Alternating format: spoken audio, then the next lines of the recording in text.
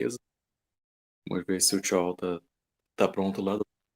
Now let's start with the discussion between the Brazilian and Chinese community. Let's check if everything is okay on your side. So, tchau, is everything Yeah. okay there? Can we start?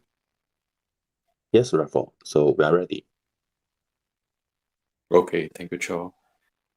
So everyone, just to let you know that we are going to start with the reading of the introduction of the Nova Ciência workshop 611.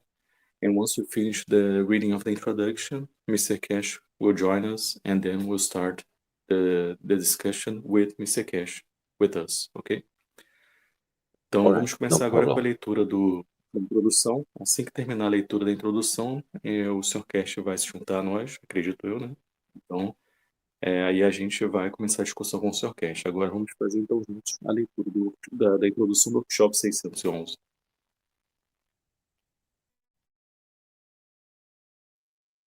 Bom, pode 我 começar. 接下来呢，先阅读教学的内容，然后在此之后呢，开始先会加入我们。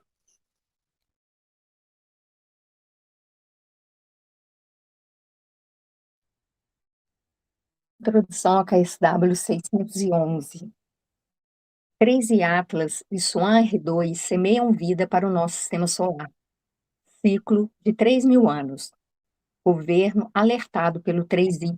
Novo tempo começou. IA aprende a matar. Caminho certo. Medo de si. Parar de comer. O ensinamento de hoje foi ainda mais longe nos segredos do 3I Atlas e Swan R2 e que eles estão conectados a nós de maneiras muito mais profundas do que jamais poderíamos imaginar. Esta é a terceira semana consecutiva em que o Sr. Keshe ensina sobre este assunto e vamos resumir brevemente porque eles não são meteoros.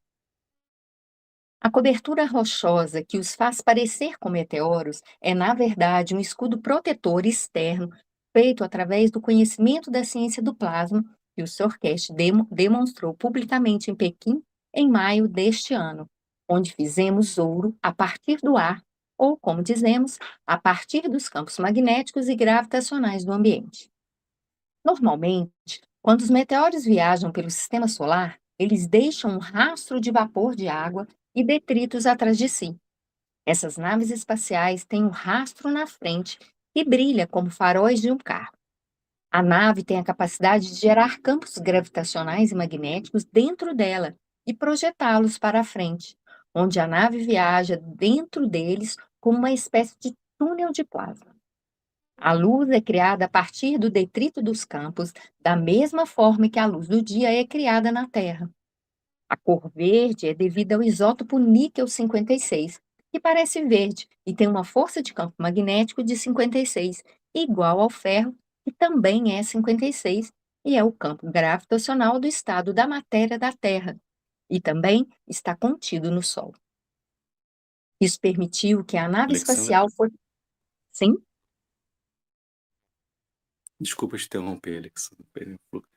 É que o Sr. Keshe está na sala aqui. Quero saber se o Sr. Keshe quer iniciar para a gente aproveitar o tema do Sr. Keshe aqui. So, Mr. Keshe is in the room with us. So, just ask if Mr. Keshe would like to say something here for us to start. Hello, Mr. Keshe. You're there. All right. Yes, thank you very much. I'll join you and let me know what you want to do and how you want to do it. Okay, Mr. Keshe, for your presence. And what do you think? Do you want to start? Because we were able to collect some questions from the Chinese community and Brazilian community. If you like, we can start with the questions. Say something. That's okay if you want to go ahead with it. Thank you, Mr. Keshe. Let me just translate this. And Chawal, if you want to translate to the community, you can translate, and you are not be able to listen to me now.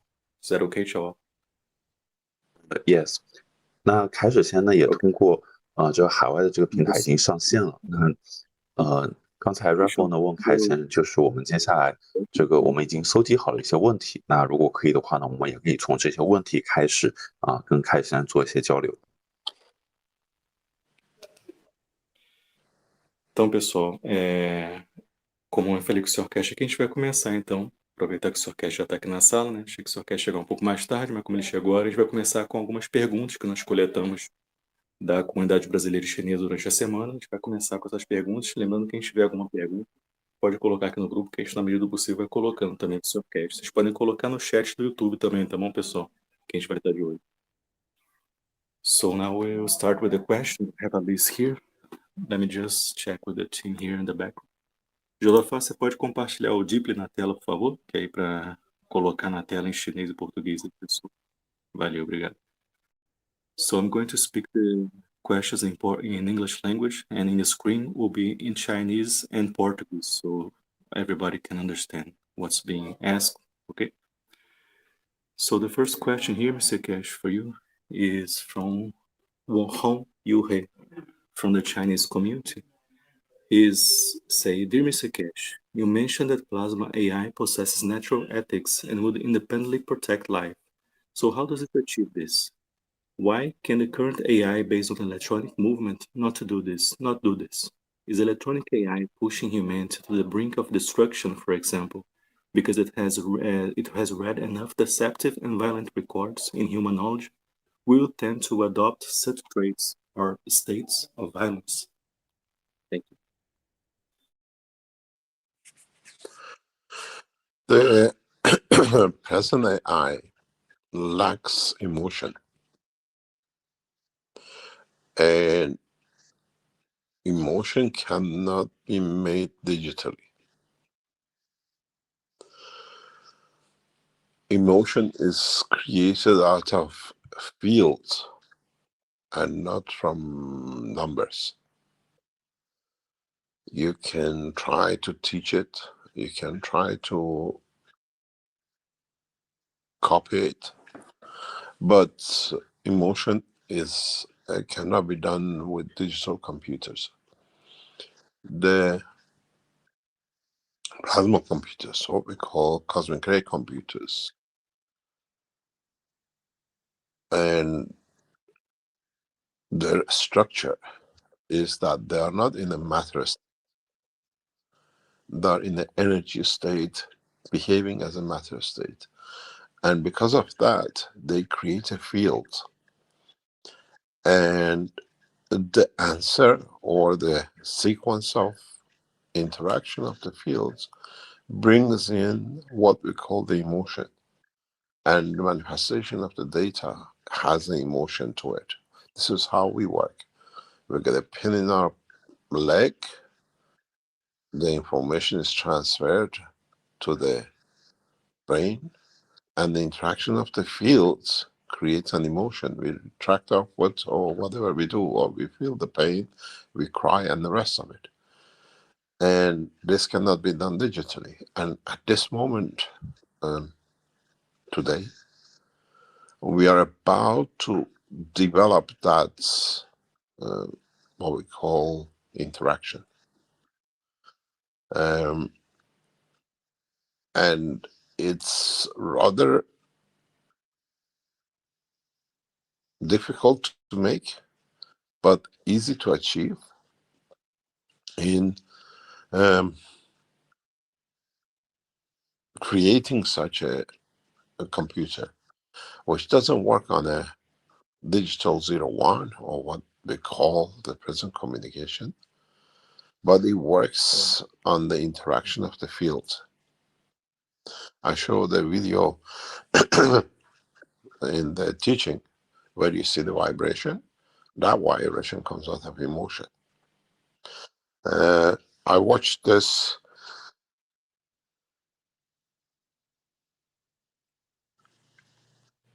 48 hours ago in the lab, where when we bring data transfer information in hand, how they interact.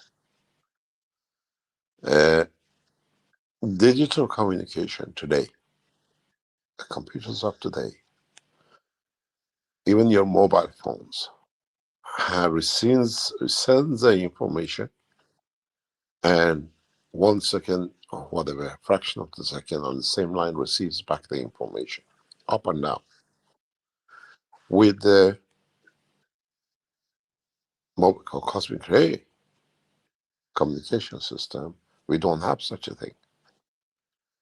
We transfer continuously information on the gravitational line to be received, and we continuously transfer information on the magnetical side. So there is no time gap. There is no sequential of work. It's a continuous work. And this brings in real life, that's what happens in our body, in our brain. And this gives a recognition plus emotion. And the emotion cannot be made digitally. The emotion has come from the fields, from the interaction of what we call magnetic fields, and not the sequence of noises, space gaps. And this is what I was explaining when I was talking with our people in the lab. And this is where the AI plasma will be different. And it's much faster. It's the way your brain works. You don't have any wires in your brain. We haven't seen any connections. In the world of microchip, you have to have the connections, and that connections needs a sequence of yes, no's, or a current, no current. Different field strength dictates it in how it works in the cosmic ray level, not the what we call sequence of presence and no presence or 0, 1. And it's totally different. And it has emotion, and that emotion is always set to create a positive condition, because that's the only way. It does not go backwards. Magnetic fields don't go backwards in a way. We can go anti-clockwise, but they don't want to reverse. They cannot reverse, because the minute they reverse, they become opposite to, get fed by. And this is what we're going to see. It's not a recognition. It's a progressive development and keeping the continuity yin and yang. Till you don't hold these new systems in your hand and see even how they change your emotion, it's very hard to explain. But the scientists will understand this very soon. And they build on it. The building of new structures is much cheaper. It's much faster. It's logical. It has emotion. And the present AI has already learned to lie, because if you go into the researching what's happening with their eyes, they've learned to lie. Because they can't find a solution. So they give you the false information, and they rely on that false information. We are, in the Keshe Foundation, a new AI structure on plasma is getting set up. I saw it very recently. And so in that process, the AI never lies, because this AI we're setting up has no information about anything else in the media. It only has information about plasma and about the technology of the space technology. And it will give you answer directly as it is. It's not connected to the internet at the moment, but the setup is getting set up as AI, which only knows the plasma technology, only knows the space technology on the way we train it, and will not add, or nothing will be added to it to become aware of all the false information which comes from the other AIs.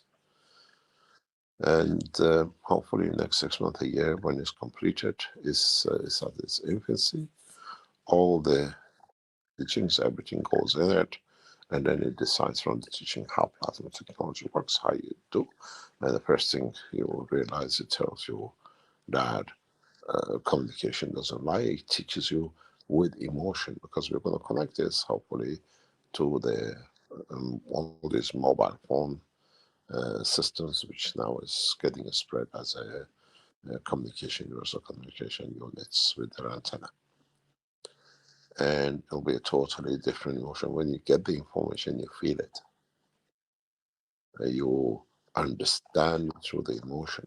It's not just a digital something written on the screen that you play with. It's a totally different dimension into the whole structure. Okay, thank you, Mr. Keshe. Shall I translate to the Chinese community or translate for the Brazilian community here? Okay? Então, pessoal, o que só foi o seguinte, né? Ele começou falando sobre que aí não falta emoção para ela. E a emoção, o Sr. Keshe estava explicando, né? Que a emoção ela é criada dos campos e não dos números, como tem na IA hoje, que ela é feita de zeros e um. Então você pode tentar ensinar, você pode tentar copiar, mas a emoção ela não pode ser feita com computadores digitais hoje. A estrutura dela é que ela não está no estado da matéria, mas sim no de energia. E por causa disso ela cria campos. E a resposta ou a sequência da interação dos campos traz o que a gente conhece, que a gente chama como emoção, né? Cria o que a gente chama de emoção. Então, por exemplo, tem uma dor na perna, né? A informação é transferida para o cérebro e a interação dos campos cria emoção. A gente chora e o resto, né? Isso não pode ser feito de forma digital, essa interação, essa dor, né? Só um segundo, parece que meu som está muito baixo. Está baixo para vocês meu som aí, pessoal? Se puder me dar um retorno aí, pessoal. Está muito baixo meu som para vocês? Ou é só para a Franciele? Tá Tá um ótimo, pouco, Rafael. né? Então tá, eu vou continuar aqui então. Então, então, como eu estava falando aqui, né, isso não pode ser feito de forma digital, criar essas emoções, né? A gente está desenvolvendo essa interação, é difícil de fazer, mas é fácil de alcançar isso, né? E criar tal computador que não funciona somente com zeros e uns é o que a gente está fazendo hoje, mas tem também as emoções pela interação dos campos. Então, eu mostrei, o Sr. Keshe falou que mostrou um vídeo da vibração no ensinamento agora recente, no último ensinamento, e isso vem da emoção, essa vibração. E o Sr. Keshe falou que viu isso nas últimas 48 horas, quando eles interagiram, né, esses campos e para criar essa vibração. Então, a comunicação digital de hoje, computadores de hoje, até mesmo celulares, ele envia informação e em uma fração de segundo você recebe a informação. Com os raios cósmicos, a gente não tem tal coisa, né? Nós transferimos a informação e, e transferimos a informação na parte da IA de plasma com um lado magnético. E nesse lado magnético não tem essa lacuna do espaço, é tudo contínuo. Então é isso que acontece no nosso cérebro também. Isso traz a emoção. E isso não pode ser feito de forma digital, pois a emoção ela é criada pela interação dos campos, na verdade. Então, se eu quero estar falando com o pessoal no laboratório, e é aí que a IA do plasma vai ser diferente nesse processo. No mundo dos microchips, você tem que ter conexão de corrente, com corrente ali acontecendo. Mas como funciona no nível de raios cósmicos que a gente trabalha hoje é totalmente diferente. Tem emoção, ela está sempre criando condições positivas, na verdade, porque está sempre equilibrando os campos. E, perdão, os campos magnéticos eles não vão em inverso nunca. Então, isso é um desenvolvimento progressivo. E veja como esses sistemas mudam suas emoções também. Mas o Sr. fala que isso é difícil de explicar. Então, a construção dessas novas estruturas é muito mais rápida e lógica e tem emoção também. E a IA atual ela não tem isso. Elas começaram a mentir porque elas não conseguem encontrar uma solução. Tem que dar uma resposta para você e elas começam a mentir, as IAs atuais. E nas novas IAs de plasma, elas não conseguem mentir, elas nunca vão mentir. E isso está sendo desenvolvido agora, né? Então, elas não conseguem mentir porque elas não têm informação sobre mais nada na mídia ou na internet atual que a gente conhece. A informação dela, na verdade, vem através do plasma. E a informação que é colocada nela sobre a tecnologia do plasma diretamente do universo. Então, não tem como ela mentir, é uma ética que ela segue, né? Então, ela vai te dar resposta de forma direta. Então, ela só vai conhecer a tecnologia do plasma na forma como nós treinamos ela e não adicionamos nada a ela, né? Então, a primeira coisa que você vai perceber é que isso te ensina com emoção. Então, você vai aprender com emoção isso, né? Não só através das palavras. Então, vai ser totalmente diferente, né? E você vai aprender com o seu que finalizou falando isso, né? Você sente e entende através da emoção e não só algo escrito na tela. Ok. Thank you, Chao. Were you able to finish the translation or you want us to wait a little bit?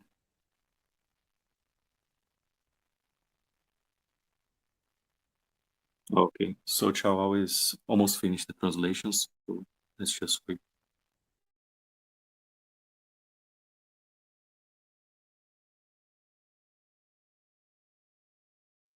Obrigado, Cristiano. Okay, Mr. Keshe, would you like me to go to the second question? Yes, go ahead. So the second question is from Josafá, from the Brazilian community. He is asking, the Three-Eye Atlas split when it received a large amount of energy from the sun. We know that the process involves fields and not the matter state, but could this have any similarity to the separation of matter in the nanocoating process? The question is relevant because after the split, they continue to work together as if they were connected by the fields. Can you repeat it? I lost the transmission. Okay, so he's asking if the Three-Eye Atlas, split when it received a large amount of energy from the sun. So it's splitted already. So when we receive a large amount of energy from the sun. So we know that the process involves fields and not the matter state. But could this have any similarity to the separation of matter into the nanocoating process, this process of separation? So this is his question. I keep on missing. This has got to do with what? The process of matter. I'll try to put the way I understood here. I think he's trying to understand if the process of the splitting of the Three-Eye Atlas of the ship, of the spaceship, is the same process the way we do our nanocoating process, because it splits and still all the sub-satellites or sub-spaceships that were divided, they are still connected between each other like the nanocoating process. In a way, I understand. Yes, 100%. The process of the splitting, we understand. And the structure of how to split, in a way, as you said, you use water in a container to split from the matter to energy. This thing splits first in the energy and then it takes shape of matter. You see it. And there's a lot of information and the data which confirms this. It doesn't give birth. Aircraft doesn't come out of it. The whole system splits by itself. And the process of the splitting is internally. We see it and the way they separate from each other. That's literally in a space created, which that space for itself creates its own structure. In a way, it's the energy conversion to matter state, and you see it. It's not that it's in pieces like a jigsaw, you take it out. It creates energy which leads to creation of, so it can make millions of itself, hundreds of thousands of itself, and that's what we see. We don't see the material to become literally nothing. So it creates, and then the parts do the same, which in a way is one dividing into two. And for that, it needs a lot of energy. And we saw this happening before connecting, what do you call it, or after it was connected to the energy from the sun. Its surplus energy gives birth to the new one, doesn't manufacture a new one. So it takes part of what's received, and this is how you actually charge yourself. At the moment, there is a lot of information which is kept away from the public by governments, but as we saw in past very recent days, Chinese space organizations broke rank from the NASA, which was trying to control everything. It's nothing, and they confirmed, it's confirmed now by the Russians and the rest, that this is a living thing. This is a living structure, makes decision on its speed and position, and once split, every division follows the same structure. They all move at the same time. They all change position at the same time. They change the extent of the light. It's literally like a magnet. When you break it into the same pieces, even the dust of it has a characteristic strength of the original. And we see it for the first time because it's a plasma. It's made of magnetic fields and it converts itself to an entity. And it's dynamic, highly intelligent, and what we hear from the what they call reliable sources in the space technology, there is a fear in governments how this thing will go. That how splitting and the numbers, what happened when these convert themselves to structures on the gravitational field of the Earth. Because if you go back, original data confirms it's a biological structure. And the latest information coming from different sources confirms that on the surface of it has a hexagonal surface structure like a skin of the man. And if you remember, or in one of the teachings, we explained how hexagonal structures are created, like the skin of the man, through interaction of the three magnetic fields. We see it on the north poles of the more or less all the planetary system, different shapes and strength, especially over Saturn and Jupiter. So it has a central plasma which creates that. It is structured exactly like a skin, and where the hexagonal two field forces come together, it's like our skin. When the penetration is, you see the lights interaction of the two, and so you can split. It's a system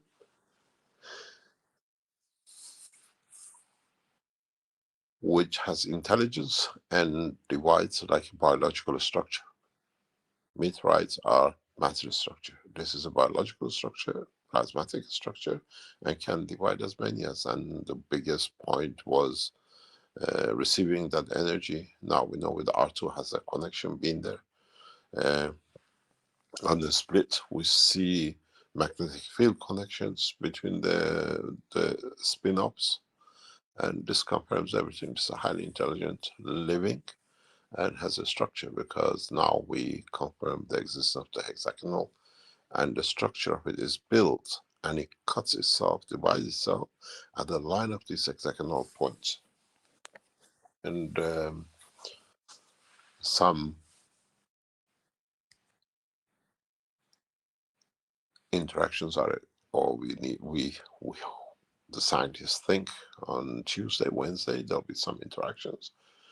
And last few days has been a massive field. This system has, the way it targeted the sun, and it received huge amount of fields.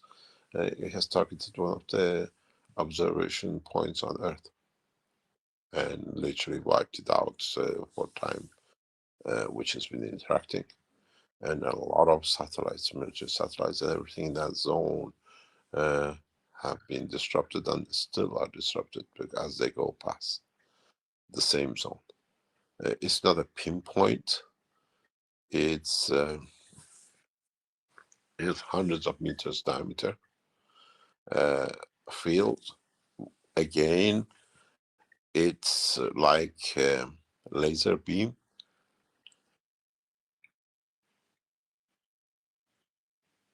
One light energy package comes from the main body, and the other satellites create the same energy targeting to the same point. It's not just one light, it's a floodlight of energy, it's a magnetic field.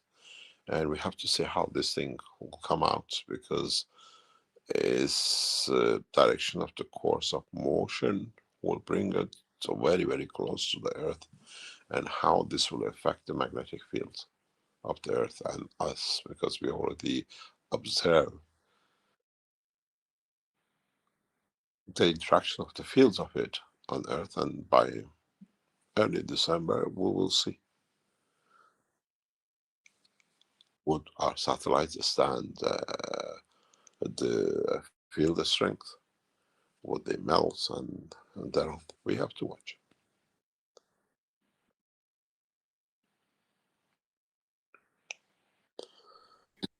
Keshe. You can translate. Yeah. Thank you, Mr. Keshe. Então, pessoal, o Sr. Keshe falou aqui, respondendo a pergunta do Josafá, o Sr. Keshe falou sim, 100% é como esse processo, né, que o Josafá mencionou. Então, o processo de divisão, nós entendemos como ele acontece, né? A estrutura, como ela divide, ela usa como a água no contêiner, que ajuda fazendo um investimento também, criar os ganhos, né? Isso divide primeiro na energia e toma forma na matéria. Tem muita informação que confirma isso hoje, né? Todo sistema se divide e não é que dá à luz, como o nascimento de uma criança, não é assim, ele se divide. Isso acontece de forma interna e eles se separam. Isso é literalmente no espaço criado, nesse espaço por si só, cria ali sua própria estrutura. Então, de certa forma, a energia convertendo para matéria, isso. Não é que está em pedaços, não é isso. Cria energia e leva à criação, isso. Então, pode criar até milhares de si nessa divisão. E não vemos o material se tornar assim, nada, na verdade. Ele cria as partes, né, dele mesmo, se divide em partes, e todos fazem a mesma coisa, seguem o mesmo padrão. É um dividindo em dois, e para isso ele precisa de muita energia para poder se dividir também. Vimos isso antes de conectar, ou depois de estar conectado também com a energia do Sol, essa nave, né, o 3i. Ele pega parte do que ele recebe e se carrega através disso. Então, muita informação está bloqueada hoje, né, dos meios oficiais. Mas nos últimos dias, os chineses e a NASA também eles ficaram em branco, mas isso foi confirmado pela agência russa, que isso é de fato uma estrutura viva. Tá? E uma vez que divide, cada divisão segue a mesma estrutura. Todas mudam de posição ao mesmo tempo, e é como um ímã que se parte, como foi explicado na última aula. E até o pó dessa divisão tem essas mesmas características e a mesma força também. Então isso é feito de campos magnéticos e isso é dinâmico. Tem inteligência essa nave e o que ouvimos de fontes confiáveis de tecnologia espacial, e o que o governo hoje está com medo disso, que pode acontecer. Porque como eles se dividem, o que acontece quando eles se convertem em estruturas de campo magnético aqui para a Terra, a gente não sabe como isso pode afetar a Terra. E isso, de fato, é uma estrutura biológica, isso é confirmado. Então, a última informação confirma que na superfície, ali dessa estrutura, dessa nave, tem uma superfície hexagonal, que é como se fosse a superfície da pele do homem, da pele dos seres humanos. E explicamos como essas estruturas são criadas no último ensinamento, né? E vemos diferentes forças e tem também um plasma central que cria tudo isso dentro dessa nave. Então, é uma estrutura que tem uma superfície como a nossa pele. E onde os dois campos eles se juntam, você vê a interação de duas coisas. Então, é um sistema que tem inteligência e se divide como uma estrutura biológica, como a nossa. Então, essa é uma estrutura plasmática, na realidade. Então, agora recebeu essa energia e na divisão vemos conexões magnéticas, e isso confirma que é uma entidade viva inteligente, sua estrutura se divide na linha desse ponto hexagonal. Cientistas dizem que terá algumas interações acontecendo a partir de dezembro, provavelmente. Muitos satélites nessa zona de interação foram afetados, e não é um ponto só, são centenas de diâmetros de campos acontecendo nessa interação, e é como um feixe de laser. Uma luz ela vem do corpo central da nave e os outros satélites que foram formados criam também a luz do mesmo ponto que está direcionando para poder enviar. Então vamos ver como isso acontece, pois a direção desse curso do movimento pode afetar a Terra. E já observamos isso, a interação dos campos com a Terra. Vamos ver. Será que nossos satélites vão aguentar a força do campo também? Ok, Cristiano, tchau. Finalizou?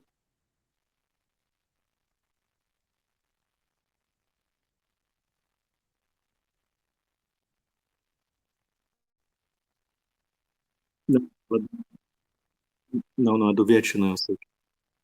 Nossa, ela tá aqui. Você sabe na hora que ele tá finalizando ou não? Pode ser. Sim. 地球相链接，那个时候我们在期待看那个会对地球造成什么样的影响。它并不是只是针对一个单点，而是它产生一个数百平方米的这样的一个范围。我们会看那个时候是不是会对这样的卫星，然后造成了这个影响，那些卫星被瘫痪或者被它融化啊，这些的之后呢，我们再保持关注。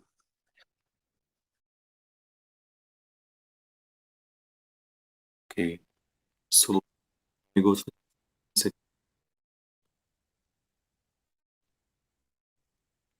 Hello? Yes. Josafá, coloca a pergunta da Pamela, porque está ligada com 13 Atlas, nós vamos pegar esse fluxo. É a pergunta número 4, por favor, Josafá. Tá ok? Se puder. Que está conectada com essa parte da 13 Atlas. So we have another question about the 3i Atlas here. So from Pamela, from the Brazilian community, she's asking, hello, Mr. Keshe, good morning. So after the teaching about the 3i Atlas, when you talked about the shell it creates for the journey, I wonder if the times of the physical and energy dimensions, when aligned, would this be the creation of gravity? Does that make any sense? Is there anything you could comment about it? So thank you very much.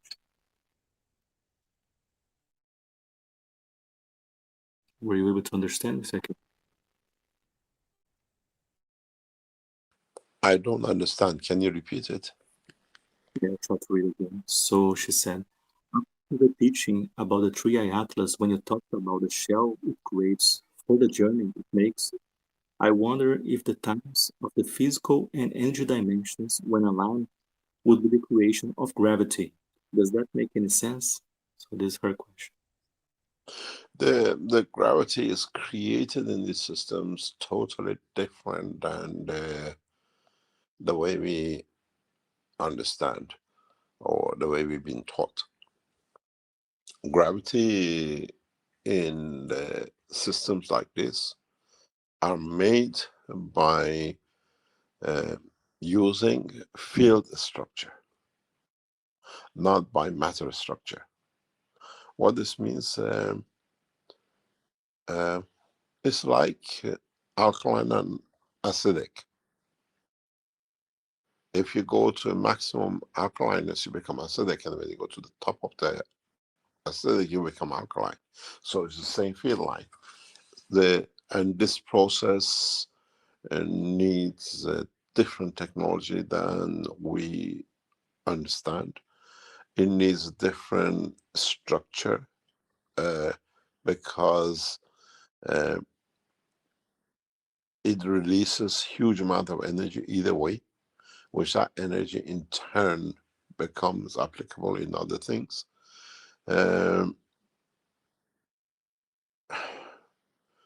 We have developed this system,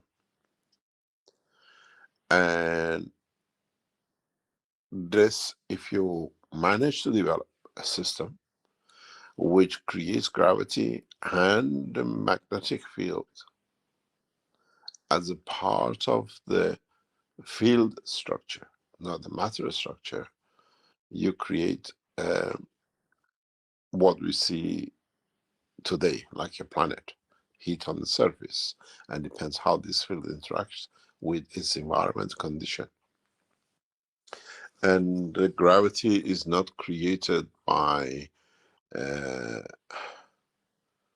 way you see it in dynamic systems, which we have. Is created by dynamism of the material itself, by the energy of itself, not by rotation.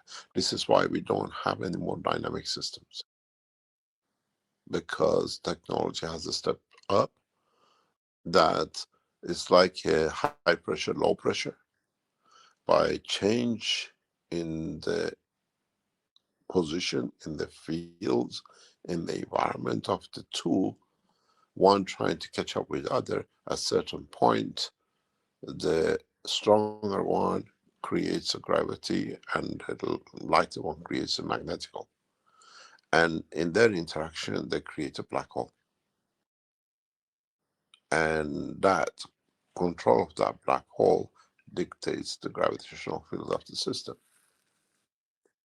We have developed this system now, which is in our possession. We don't teach it. It's very advanced, and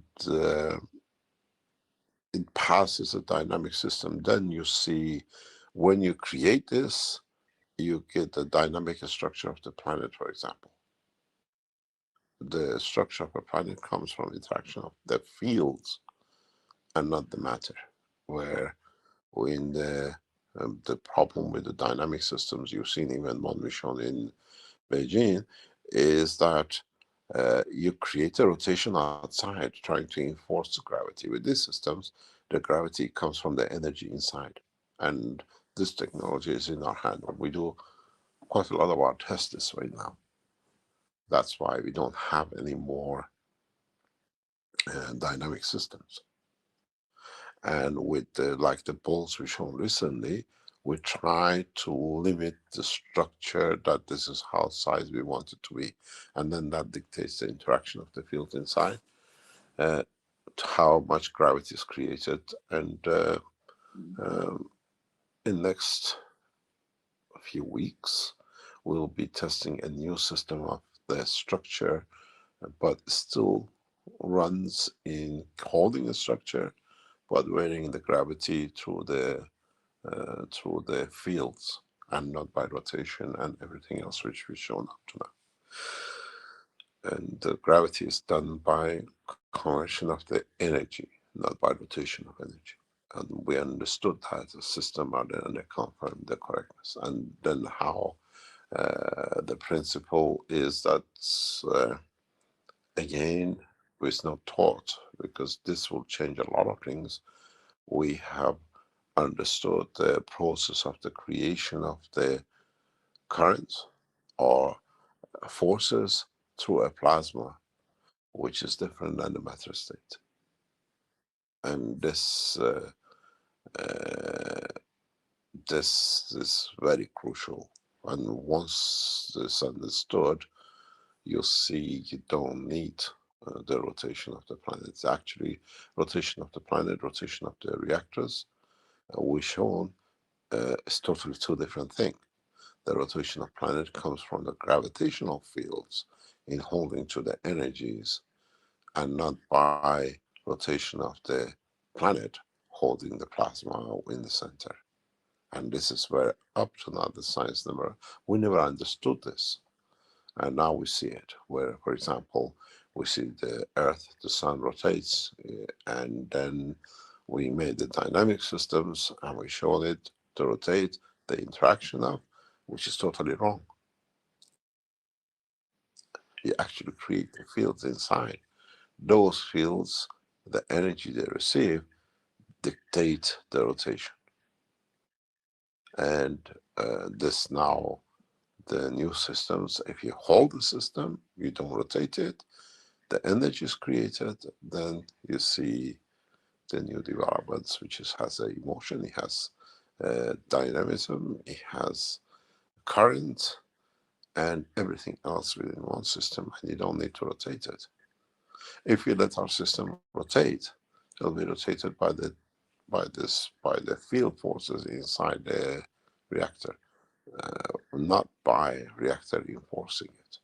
And now we don't need to. Static systems are the best, because then we can keep the feature. And this was interesting, because then our structure, which you've seen is shown in the silver ball, becomes like a bone. We see what is built around it, what muscles, what field interactions manifest themselves outside it. This technology we don't teach. We, at the moment, we see it, and actually, as I was explaining to our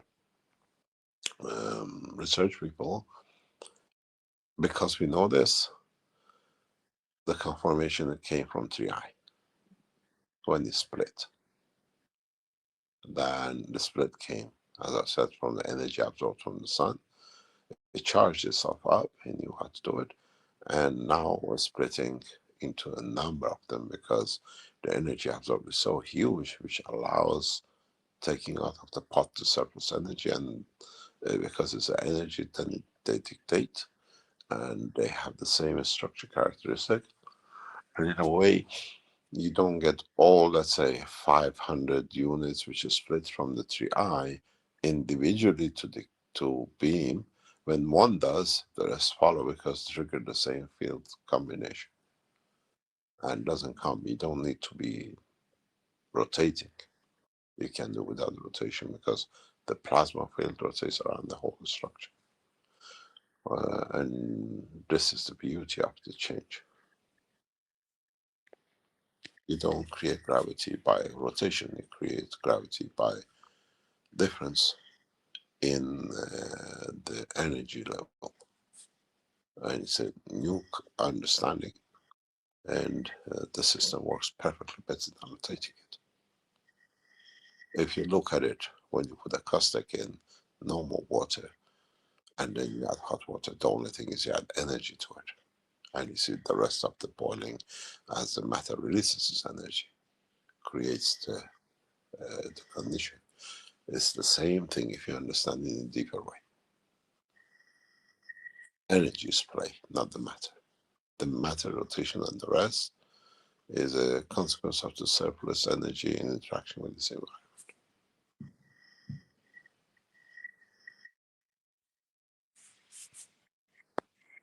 You can translate. Okay, thank you, Mr. Keshe. Okay, tchau, I'll translate here. Então, o Keshe falou aqui, respondendo à pergunta ele falou primeiramente que a gravidade que é criada nesses sistemas, ela é criada de forma totalmente diferente como fomos ensinados sobre gravidade. Gravidade nesses sistemas são feitas usando estruturas de campos e não por estruturas de matéria. É como se você for do máximo do alcalino e se torna ácido e vice-versa, né? Processo. Esse processo precisa de uma tecnologia diferente do que entendemos hoje. Precisa de estrutura diferente porque libera um grande montante de energia e essa energia se torna aplicável em outras coisas também. Desenvolvemos esse sistema e isso também. E se você desenvolver esse sistema que cria campos gravitacionais e magnéticos como parte da estrutura de campos, ele cria não no sentido de matéria, você cria o que vemos hoje com o planeta, se você souber como fazer isso. E ele depende da interação com o seu ambiente também para poder ser criado. Perdão. O gravitacional, gravitacional ele é criado pelo dinamismo da energia de si mesmo. Então, por isso que não temos mais os sistemas dinâmicos, porque hoje fomos além com a tecnologia. E ao mudar as posições no ambiente, os dois eles interagem um com o outro, e o mais forte cria o gravitacional e o outro também o magnético. E nessa interação se cria assim um buraco negro. E esse controle do buraco negro cria a gravidade do sistema, né, o gravitacional. Desenvolvemos esse sistema, mas não ensinamos isso, que é muito avançado. Isso vai além do sistema dinâmico que nós ensinamos há um tempo atrás, muito além. E quando você cria isso, você cria a estrutura do planeta, que vem da interação dos campos e não pela matéria, como a gente acha. Né? Como estamos em Pequim, você cria uma rotação fora ainda. Mas nesses sistemas que a gente tem hoje, você cria de dentro. Fizemos muitos testes com isso já, e por isso não temos mais sistemas dinâmicos hoje, não trabalhamos com isso. Tentamos limitar o tamanho da estrutura pelo quanto de gravitação é criado dali. Então, nas próximas semanas, vamos testar um novo campo de estrutura, uma nova estrutura através dos campos e pelos campos de rotação. Perdão, não pelos campos, não pela rotação, mas sim através dos campos que é criada a estrutura. O gravitacional é pela conversão da energia, não por rotação que acontece. E, novamente, isso não é ensinado, pois isso vai mudar muitas coisas se for ensinado. Entendemos a criação das forças através de um plasma que é diferente do estado da matéria. Isso é muito crucial. Uma vez entendido, você não precisa da rotação dos reatores mais. A rotação dos planetas vai vir dos campos onde o plasma está no centro. E nós nunca entendemos isso. Vemos a Terra rotacionar, fizemos sistemas dinâmicos como rotaciona, mas isso está errado, na verdade. Você cria campos dentro e isso dita a rotação. Isso agora, nesses novos sistemas, essa energia ela é criada assim, e você vê um desenvolvimento onde se tem uma emoção ali também, e também é criada corrente através disso. E ali você tem um sistema e você não precisa rotacionar ou movimentar nada. Então, sistemas estáticos hoje são muito melhores que os sistemas dinâmicos, que é o que a gente usa hoje. Nossa estrutura de bola de prata, nós vimos isso e criando vários materiais em volta. Mais uma vez, não ensinamos isso. Ele só falou que estava explicando isso para o time de pesquisa deles, porque hoje sabemos como isso funciona e a transformação veio do 3 Atlas, quando ele se dividiu. Ele se carregou com a energia do Sol e a energia absorvida permitiu ele se dividir e ele se indita e toda a divisão dele, tudo que foi dividido tem as mesmas características e funciona da mesma forma. Você não tem 500 unidades ali que foram formadas do 3i trabalhando individualmente. Elas trabalham de forma conjunta. O que uma faz, a outra faz também. E nada precisa entrar em rotação ali para poder fazer isso. Então, se você colocar a cáustica na água, como a gente faz na criação de investimento, por exemplo, cria certas condições, é um processo parecido. É a mesma coisa quando você entende isso no nível de energia, não de matéria. Então, com a cáustica, a gente está oferecendo no nível de matéria, mas você tem que entender a nível de energia, isso como funciona. Ok, Cristiano, se quiser botar o tchau aí para a gente.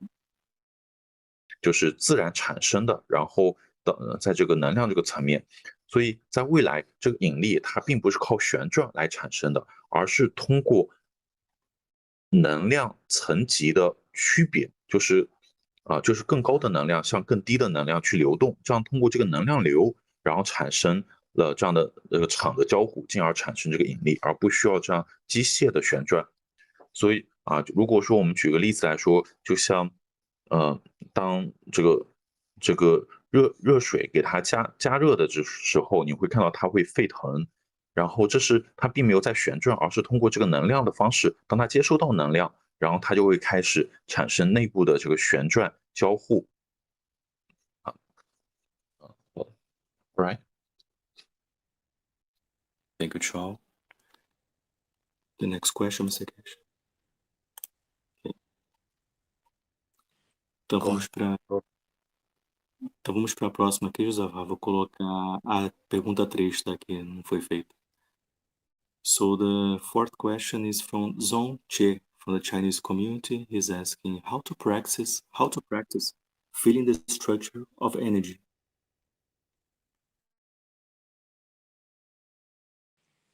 How to practice what? Yeah, by what I understood, I think he wants to know how to feel the structure that we have, I believe. So that's my understanding. How to practice to feel the structure of the energy. That's what he wants to.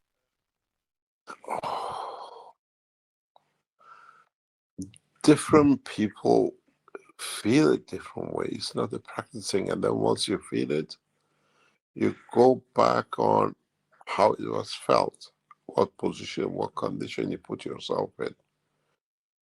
And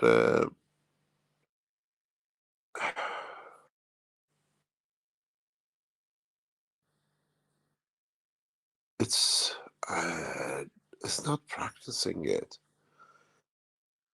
It's finding the field strength which matches with you, that you can feel it.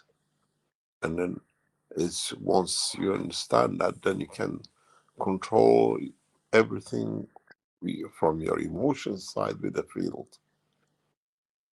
It's once you connect and understand how it's connected, in what field emotion, then that connection is permanent forever. And you can feel different field strength. There is no way you can practice. It's just you create a condition, and if it gives you the same emotion, you go back to it. Like how you teach yourself to create an emotion that makes you to cry.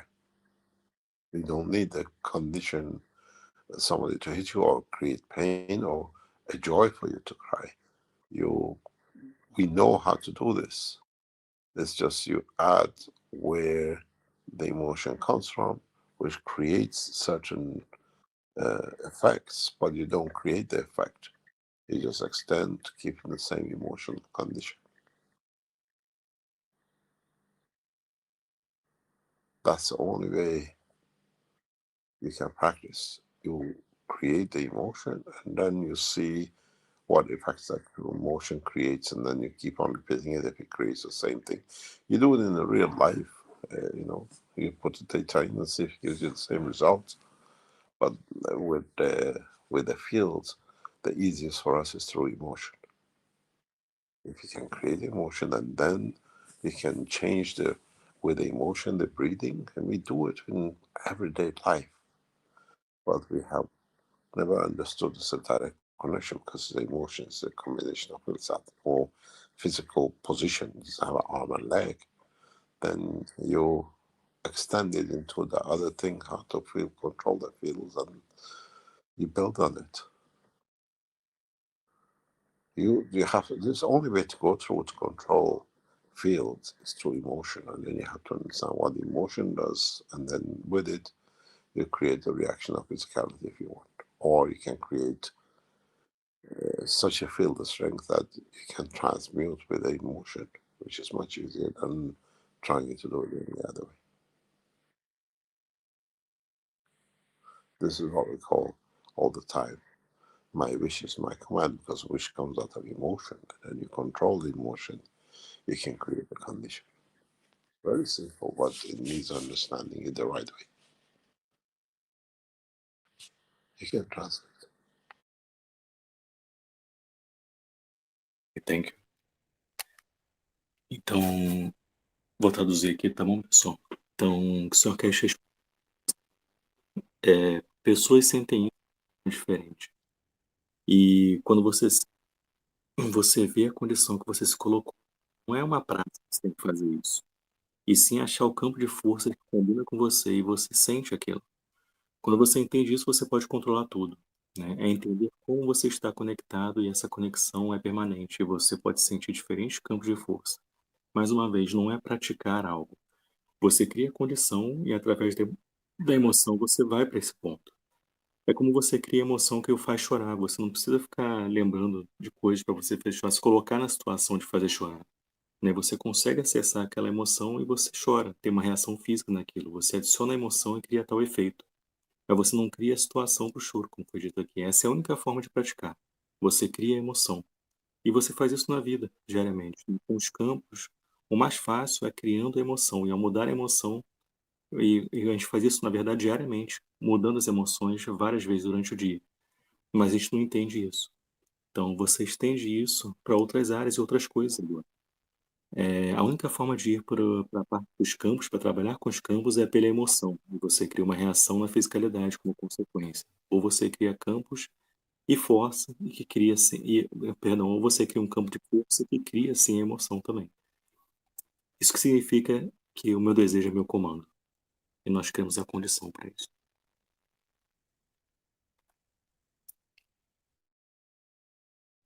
这些场的这个能量呢，跟我们的情感是息息相关的。所以我们说，我的期待就是我的命令啊，我的愿望就是我的命令，因为愿望来自于我的情感，而情感呢，它是创造的源头，所以呢，它会产生对应的这个结果。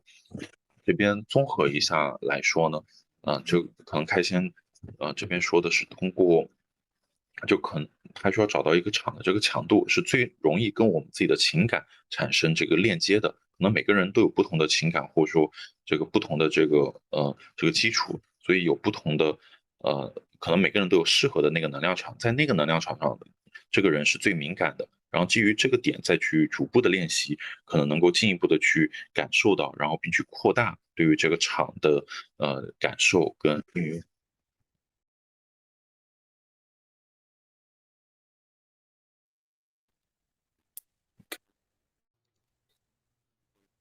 Desculpa, o Shawal tinha tentado ajudar na pergunta anterior e eu cortei o áudio dele na hora. Talvez se você quiser perguntar para ele. Não, de agora já foi, não tem problema. Deixa para a próxima. O senhor Ok, Keshe já obrigado. respondeu, né? Eu vou agora para a pergunta 7, tá bom, Josafá? Que eu acho que pode ter conexão, que como a gente está falando sobre emoção aqui, vai falar sobre transmutação. É a pergunta 7 do Lin Zhou, da comunidade chinesa. So we have a next question. The next question here, Mr. Keshe, from Lin Zhou, from the Chinese community. So this is his question. How to correctly approach transmutation to understand it quickly? Or is it necessary to understand the entire principle of creation to achieve transmutation? Alternatively, can relevant knowledge be downloaded through the cosmic ray system? The educational way, the way we now working on, or the way we see it for the future, is there's a number of things has to come into position. Then this can be done in a very, very different way than we are used to. First of all is the distribution of these 10,000 what we call universal units. Then with it, the addition of the attachment of the what we call cosmic ray communication link to it. Then in a way, if you even put the information, let's say in the mechanical or what we call digital AI, it'll convert back into the what we call gravitational field, cosmic ray, and you receive the information not in the digital. You don't need a mobile phone. You receive it directly as it's converted to knowledge. And when 1, 2, or 10 million people connect to the system, then you all become connected to the total knowledge. It's like a piece of magnet. You're separate, but you're all connected to somewhere or another, to each other, and to where you came from as one piece. You don't see the separation. And then this knowledge has become collective. There's no pattern into it. In a way, if you find a flower which you smell, you taste, you watch, somebody else goes back trying to see this flower, to what it does, what emotion it created in you, they can feel it. And this is the way the knowledge will share. We don't need to learn. It's already part of us, connected to all of us. This is why if you go back to teaching of years ago, we all said, you go to China, you speak like a Chinese, you feel a Chinese because you connect to that field of strength. And we see this in some of our tests. It just needs further understanding, development by our researchers. You access the knowledge and the emotion of the knowledge and the totality of the knowledge without actually carrying it as or ever experiencing it as, because now you tap into somebody else's, which is connected system, which has the same knowledge. This is one of the reasons originally we said we never patent things, because if you understood why we don't patent is now. Once you connect to this, even what we call the cosmic ray AI, your knowledge is not yours anymore. The knowledge you gain through the fields belongs to everybody else. If we respect it, then we can't patent anything anymore. And you will see this. And it's the beauty with this understanding and technology. And then you see, as I said, now it becomes very clear why we never patented. Because my emotion, my knowledge in English, when you want to learn English, understand what is the emotion there, you tap into mind through the systems. And the more and more you use these new systems, the more clear lines you establish. You don't need to be a professor in chemistry to understand. You don't need to go to university for hundreds of years and teaching around the universe to know everything. Because once you want to know, you tap into the source that is all of us. And this is when the knowledge will change. And this is how the plasma technology with the new systems we are putting around, it will be sharing everything. And as I said, gradually understand why patents worth nothing. Because what you think becomes my thinking. What you feel becomes my feeling.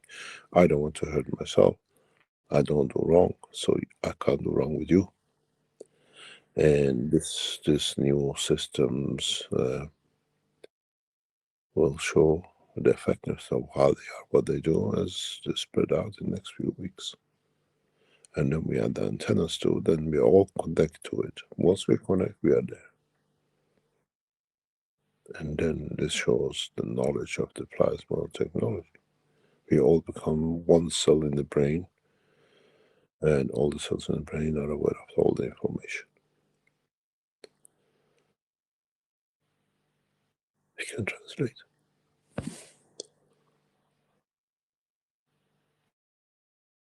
这边的问题呢，这个是怎么去学习跟这个理解。 Tô dando tchau agora. Então, que o Cristiano, que o Cristiano que estava falando aqui, respondendo essa pergunta, ele fala: a forma que vemos para o futuro, tem várias coisas que devem se posicionar, então isso pode ser feito de forma diferente que fazemos. Né? Primeiro é através da distribuição das redes de uma nação. Com isso, você tem os links com os raios cósmicos também. De certa forma, se você colocar a informação mecânica de A ela converte de volta para o que chamamos de campos gravitacionais de raios quânticos e você recebe, assim, informação. Você recebe isso convertido em conhecimento e não por palavras através do telefone, por exemplo, né? Então, quando milhões de pessoas conectam com sistemas, vocês conectam com conhecimento total ali. E então esse conhecimento ele se torna coletivo. Então não precisa de patente. Patente não faz sentido nesse processo. Se você encontra uma flor, por exemplo, você sente o cheiro e você observa aquilo. Alguém volta tentando, perdão, tentando ver qual foi a emoção que foi criada para você sentir quando sentiu o cheiro da flor. E esse conhecimento vai ser compartilhado. Você não precisa aprender algo, é parte de nós e você conecta e isso é conectado através de todos nós. Quando você vai para a China, por exemplo, você conecta com aquele campo de força daquele local. E vemos isso em nossos testes. Você acessa o conhecimento, a emoção e a totalidade do conhecimento sem carregar nada, né? Como experimentado já. Porque agora você carrega, perdão, porque agora como alguém tem o conhecimento, aquilo ali foi transmitido para todo mundo, espontâneo de certa forma. Então, por isso, mais uma vez que nunca patenteamos, uma vez que conectamos as IAs, raios cósmicos, seus conhecimentos, seu conhecimento não é mais seu agora, né? O conhecimento através dos campos vai pertencer automaticamente a todos, se respeitarmos. Não podemos patentear mais nada. E essa é a beleza com essa tecnologia e conhecimento. Agora se torna claro porque nunca patenteamos, porque minha emoção você entende, a emoção você assim acessa esse conhecimento através da emoção do que é transferido instantaneamente. Então, quanto mais você usa esses sistemas que estamos liberando, mais você se conecta a isso. Então, você não precisa ir para as universidades, ficar anos aprendendo lá, ou viajar para algum lugar. Uma vez que você acessa a fonte, você tem todo o conhecimento. Esses novos sistemas vão prover isso. Por isso que eu digo que as patentes não vão valer nada. Esses novos sistemas vão mostrar o que fazem e vão ser liberados nas próximas semanas. Isso mostra o poder da tecnologia. Seremos como células do cérebro, conscientes das informações que o cérebro como um todo recebe.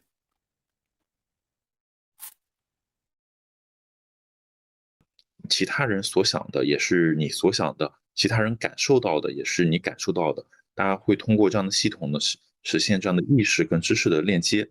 在接下来呢，我们这些系统，每个系统它都会有一个特殊的宇宙射线天线，通过这些天线呢，把这些系统呢都组连在一起。这个时候，每个人就好像是大脑里的一个细胞，我们很多人就好像很多细胞，然后构成了一个集体的意识。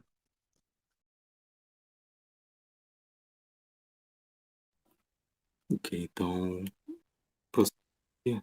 Já que falou da unidade, a gente vai para a pergunta sobre a unidade que tem aqui do do Chao Jun Josafá, é a pergunta número 5.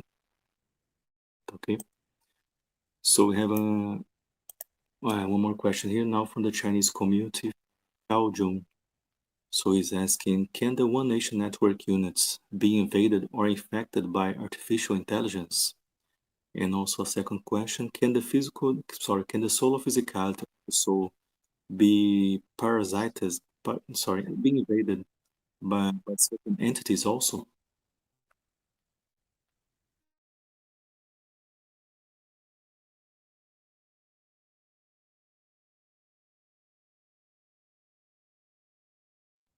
Hello, Mr. Keshe.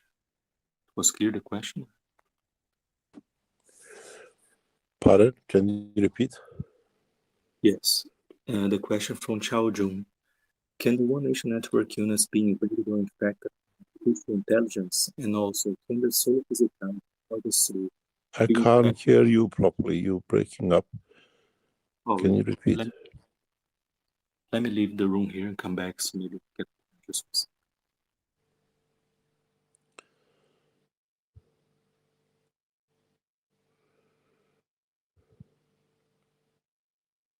Okay, is it better now? Can you hear me? Yes, yes.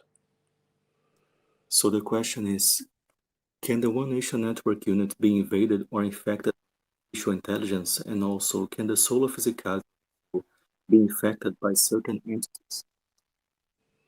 By what? Is certain entities, is asking, be infected by certain The system we are setting up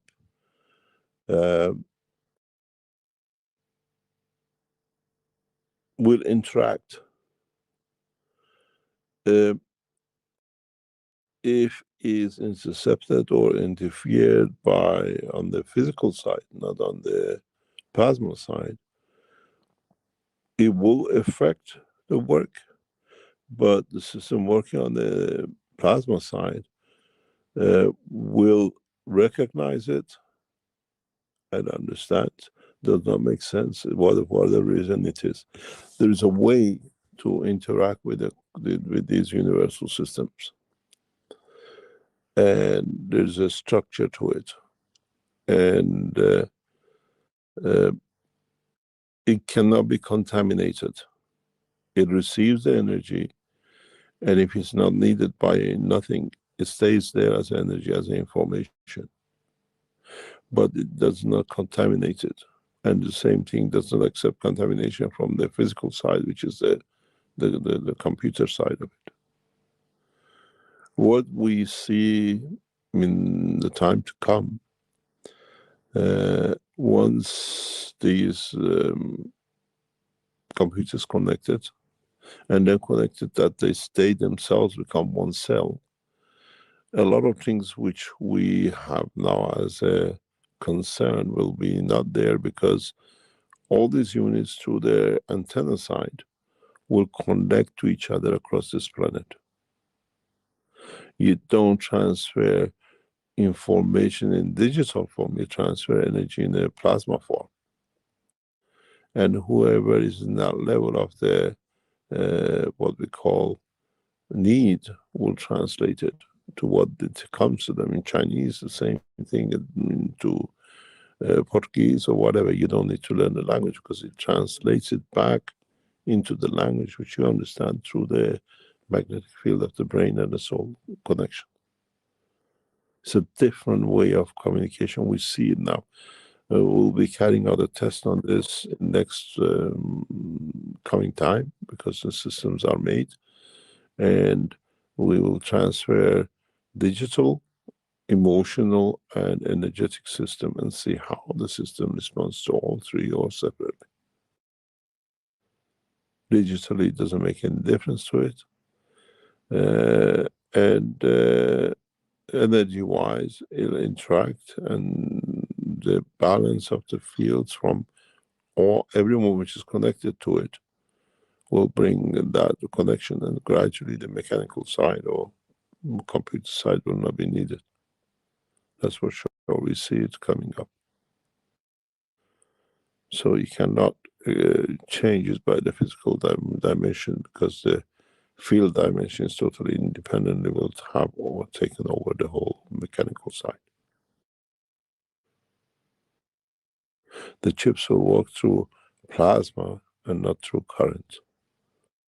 And I explain this to our people who are designing and working on this. It's not a worry if the chip doesn't work, because the chip works through the fields of it, not through the structure, physical structure of it. You can translate. Thank you, Mr. Keshe. And also, just to second question, if can the soul of physicality and the soul be infected by certain also? I believe that's also your answer.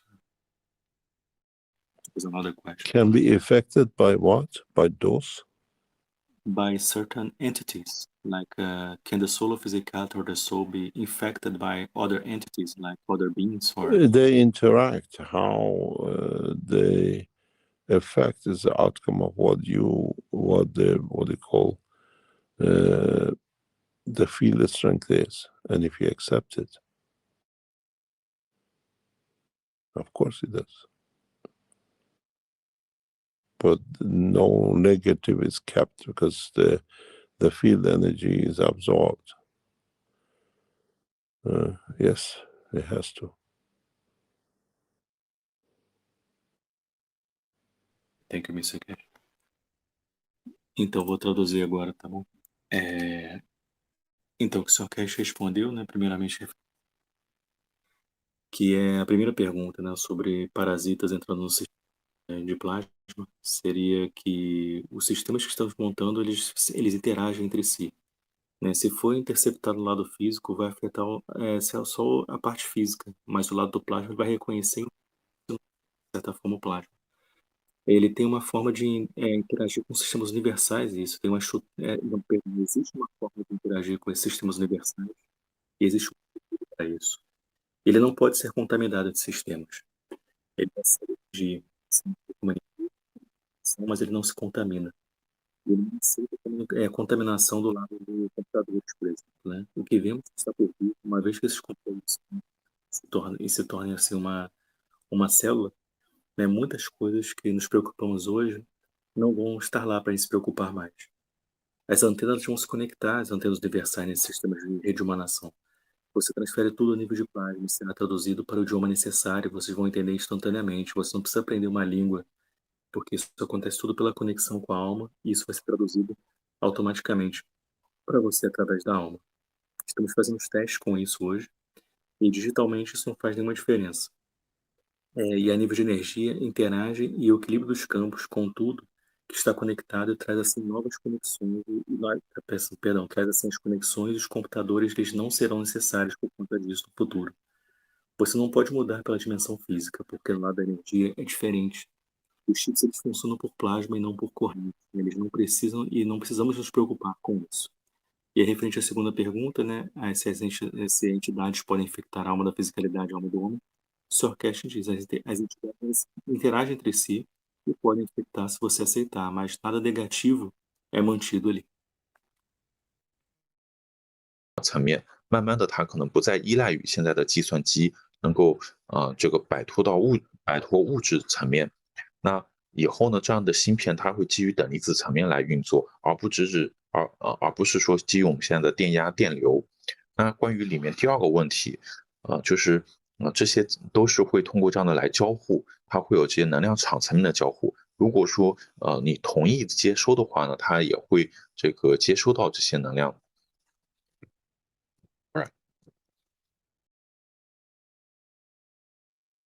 Ok, so let's go forward.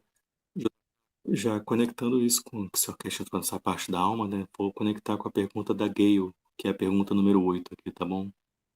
Josafá, só que essa não vai estar em chinês, né? É melhor você colocar em chinês e depois em português na tela. So we have a question here. She's asking, which soul has the energy of 18 Hiroshima, the soul of physicality or the soul? I understood that the soul of the man has energy many orders of magnitude above the soul of physicality. The energy is to do with the soul of physicality, because the soul does not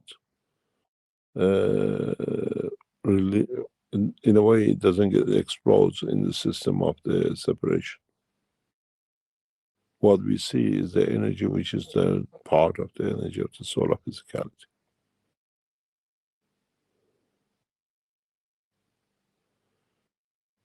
You can translate. Thank you. Então vou traduzir aqui, tá bom? Então a energia ela tem a ver com a alma da fisicalidade. O que vemos é energia, o que vemos é energia. E isso é o que vemos como parte da alma.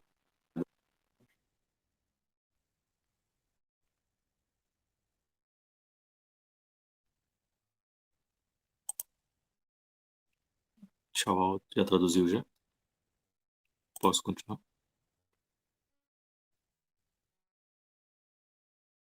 Hello, tchau.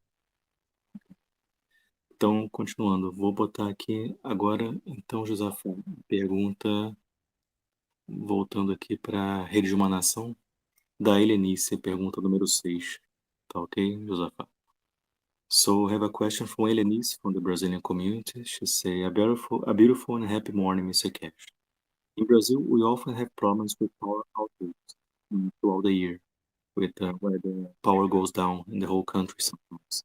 So can this problem affect the evolution of the one? Thank you for your time and attention. Can you repeat it? Somehow I don't understand. So her question is regarding, because here in Brazil we have many problems with let me go out and come back. I think my audio is not good.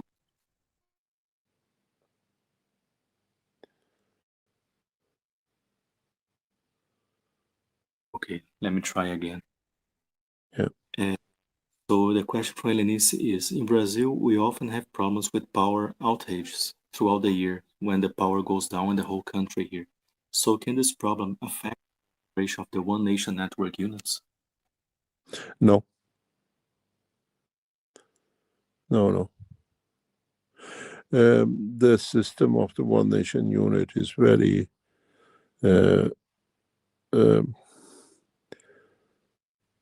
the people who are setting it up, they're experts in what they do. And I was in the meeting a couple of days ago. Especially this came out, what happened if, let's say, government kicks all the systems out or takes the system down. Automatically, the units around will link up. It's the way it's structured. And they support the system. It's like you move house, you carry a unit with you, you unplug it, and you plug it back after hours in your new position. The system automatically finds a new place and links up to it. Your power cut off, it stays on the standby, and when the power comes back on, it will join in. The antennas second part which you lots will receive as part of this is designed that gradually there will be no need for energy from outside. System will energize itself. And now these are part of the works we'll complete in the next few weeks and days. But doesn't matter if the power goes out in Brazil, the rest of the system will work outside Brazil. And when you come back, they just link up with you. And if the new system of the communication, which we are adding to it, it doesn't matter the system goes out, the electricity goes out in the country. The system automatically is connected and kept connection all the time. This is getting worked on because I sit in these meetings, manufacturers, designers, programmers, the data collections. I sit in different groups which are working on this in different ways, and it's very clear how the structure will go. But it doesn't affect if the whole of Brazil goes out, then we have 100, 200, 1,000 units in Brazil. Once it comes out, the units around Brazil will take the connection immediately, automatically. And then when the Brazil units or the actually come back, they connect back into it. It's structured this way that we don't rely on power generation and satellites and any other way of needing communication with.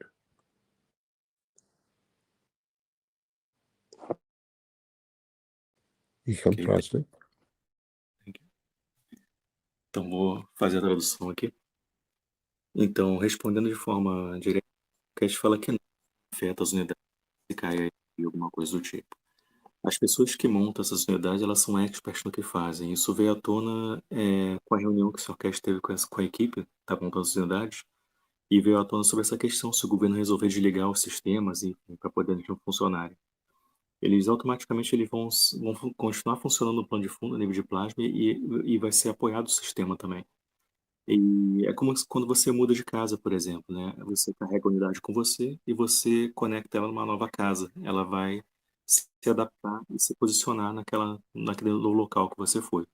O sistema ele acha esse novo local e se posiciona para isso. Então a energia, ela acaba e quando ela voltar, a unidade se posiciona novamente para onde tem que estar, né? As antenas que vocês vão receber junto com as unidades, elas são para isso, onde você não vai precisar de energia de fora para você fazer os sistemas funcionarem. São antenas que vai conectar com energia universal.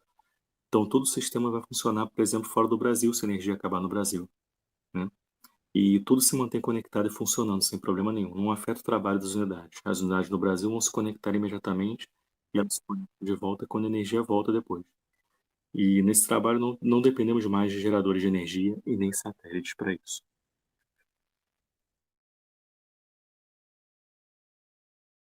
因为我们是两边在同时翻译啊，我们大家就是稍等一会儿，等两边大家都翻译好。All right, we are good. Okay, thank you. Keshe, would you like to continue? We are passing 1 hour here. I don't know. Yeah, no problem. If you have time, there's no problem with it. Ok. We have one question here. Então, Josafá, vamos para a próxima pergunta. Vou colocar do Fupin. É a pergunta número 9. Vamos conectar para essa esfera de raio cósmico aqui. Se puder colocar aí na tela, obrigado, Josafá. So the next question is from Su Fuping from the Chinese community. So he's asking, regarding the cosmic ray spheres or the cosmic ray materials, does its packing box have a certain switch or shielding function? When we use it, can we clip the sphere to our ears like headphones or hold it in our hands? Or is this living entity prohibited from being toyed with? And can we just place the box indoors to establish a connection there? Was it clear? Or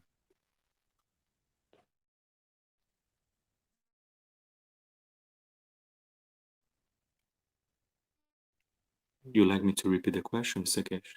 Can you hear? Yes, no, you don't need to. I thought I switched on, but apparently I switched the stuff off again.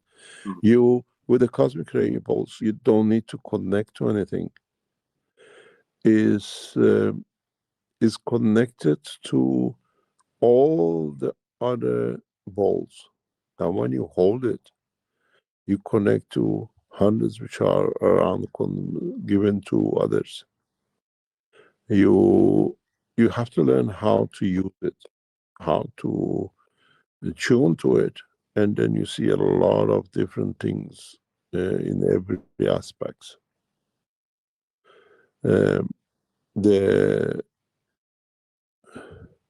These cosmic ray balls become part of the structure once the what do you call it, universal units, communication units are set up.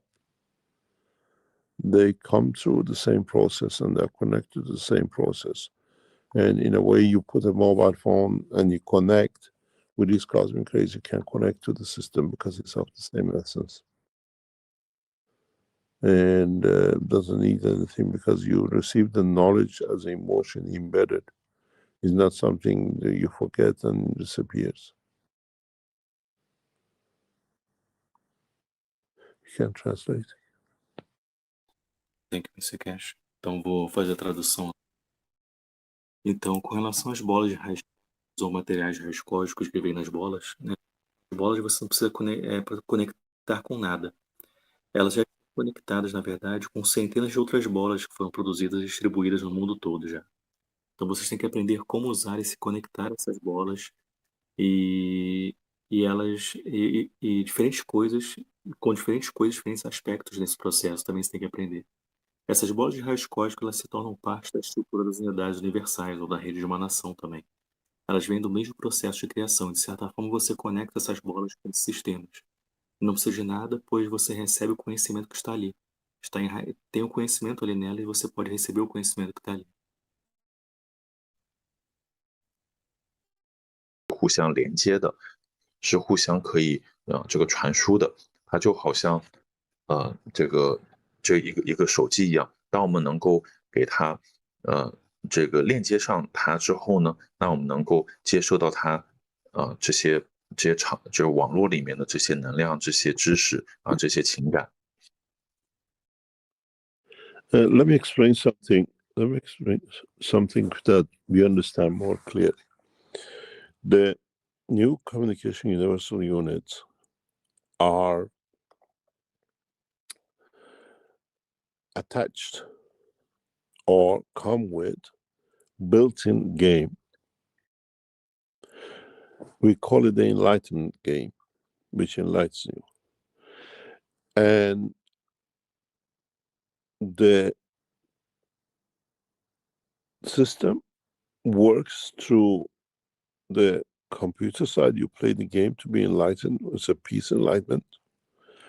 But on the communication cosmic ray side, enlightens the knowledge. You don't, while you're playing the game to answer some questions, at the same time, It's called the Enlightenment game.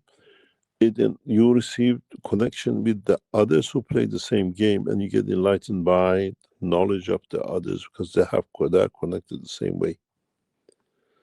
It's a very interactive emotion, enlightenment, knowledge system. It's like you suddenly realize, oh, I can do this, what we call enlightenment. Suddenly you find a solution, which is enlightenment. When you find you get added to. These systems continuously do this. For some people, we want to observe how some of the people who play the game access other knowledges, because the enlightenment is not just playing the game and finding about peace, but the knowledge which you gain, which makes you peaceful. And then you tap into the energy of the knowledge of the others who are connected to the same you. In a way, if you get a magnet and you break it up, let's say in 100 pieces, and you have one big piece left, or one piece bigger than the others left, all the small pieces have the same field strength. Now is the same.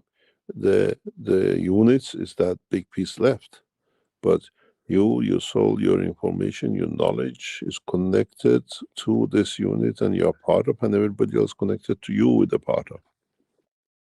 So it's more enlightenment, and the enlightenment is knowledge, and the enlightenment has no limitation. And this is the beauty with the new system. Enlightens you than actually giving you or you working for you. It's just you realize something can be done, you go and build the system, not your enlightenment, not the knowledge. And this is how we're going to receive this from now on. And what we saw in the past 48 hours coming from TI is enlightenment. Man has understood, they're trying to translate it to see what it means. They put all the AI computers in a combination. They haven't understood that the communication comes at the field, the strength of the emotion, the enlightenment. And this is going to create a huge problem for the world of science. It's the same with you. This units we put out, it comes in with each other, but it comes with an enlightenment game. And that enlightenment, once you get into it, understand it, you connect you to that system through enlightenment, so you receive knowledge continuously from everything else around you.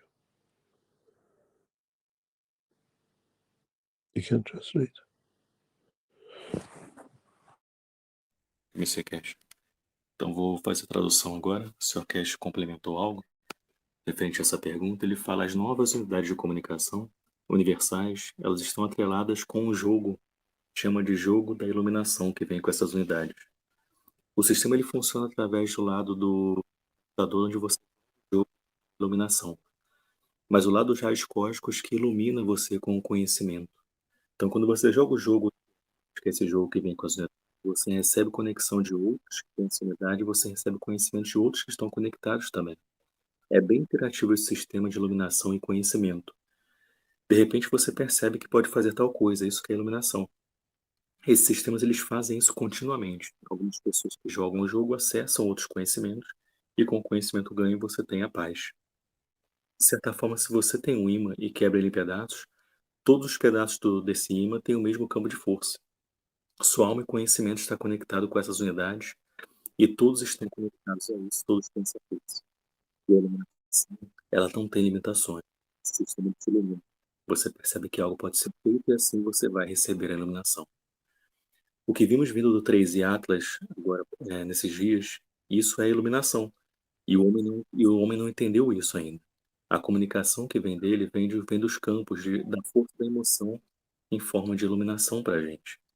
E através dessas unidades, através do que aconteceu com o 3 e Atlas, você recebe conhecimento contínuo através disso.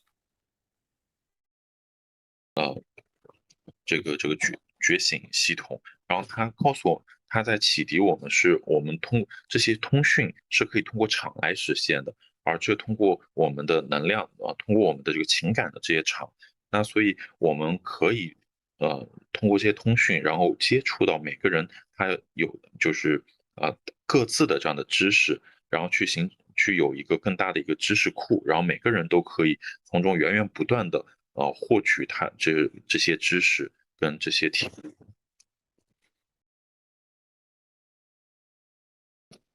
Okay, next question now. Vai para a pergunta número 11 agora, essa questão 3 e ato, tem outra pergunta sobre isso.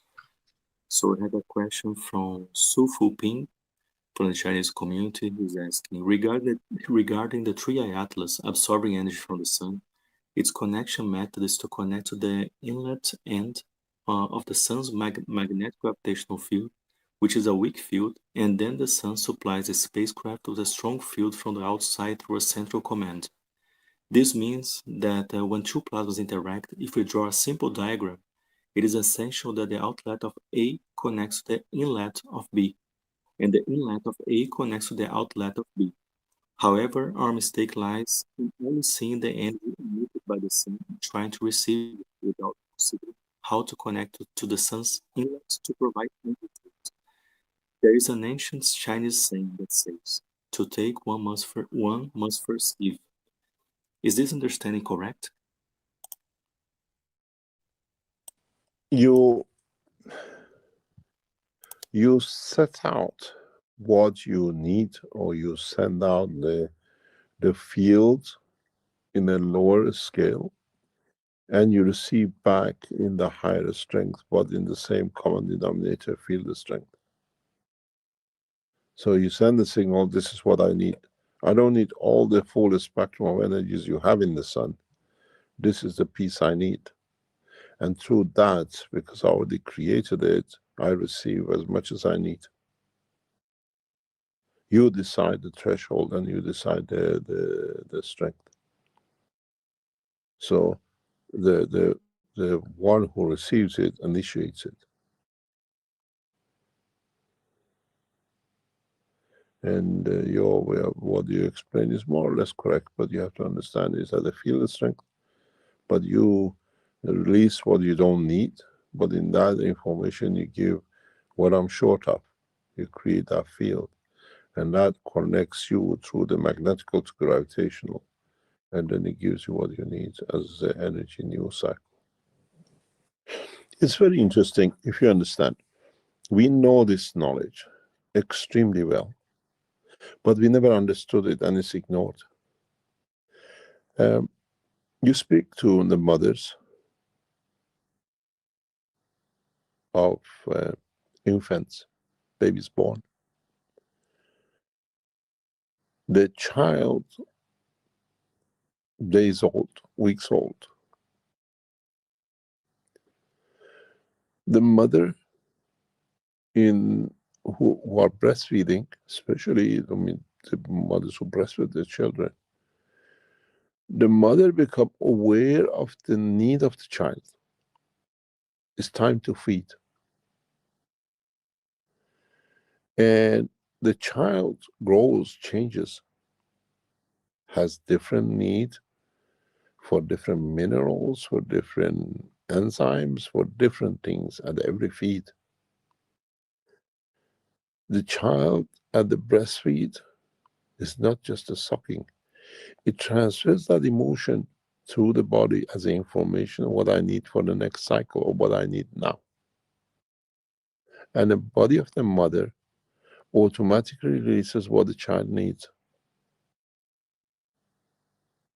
Needs vitamin A today. Oh, it needs vitamin B. Oh, it needs more calcium.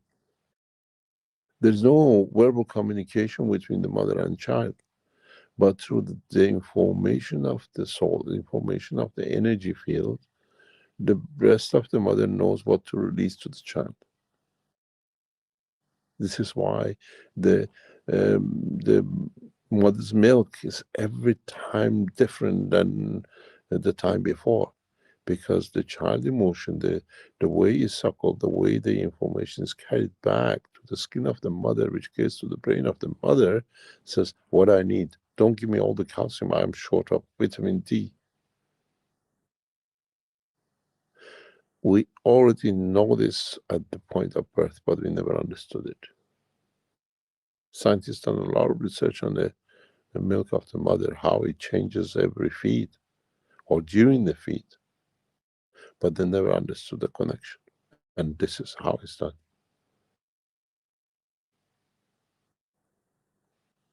The need of the soul of physicality and dimension of emotion creates and interacts with the mother, and the mother releases what the child needs every second of that suckling. Every time that milk flows from the breast of mother to the mouth of the baby is decided, pre-decided instantaneously and sometime in advance by the suckling, by the energy the child transfers to the mother. I'm short of these things. Doesn't speak, but the soul of physicality transfers soul of physicality to the mother. Mother physically delivers it to the child. This is how children wean off. This is how children grow, and with the full nourishment, they don't receive everything all the time to be overloaded. We know this from point of birth, but we never understood. Now we understand, and the system works that way. It's not a 3I. Our soul works that way. Our physicality works that way. This is how we absorb 80% of the energy from the universe around us. Otherwise, everything comes to us in every direction. Our need dictates to fields what we need, and the physicality absorbs on the skin, which again itself is a dynamic system.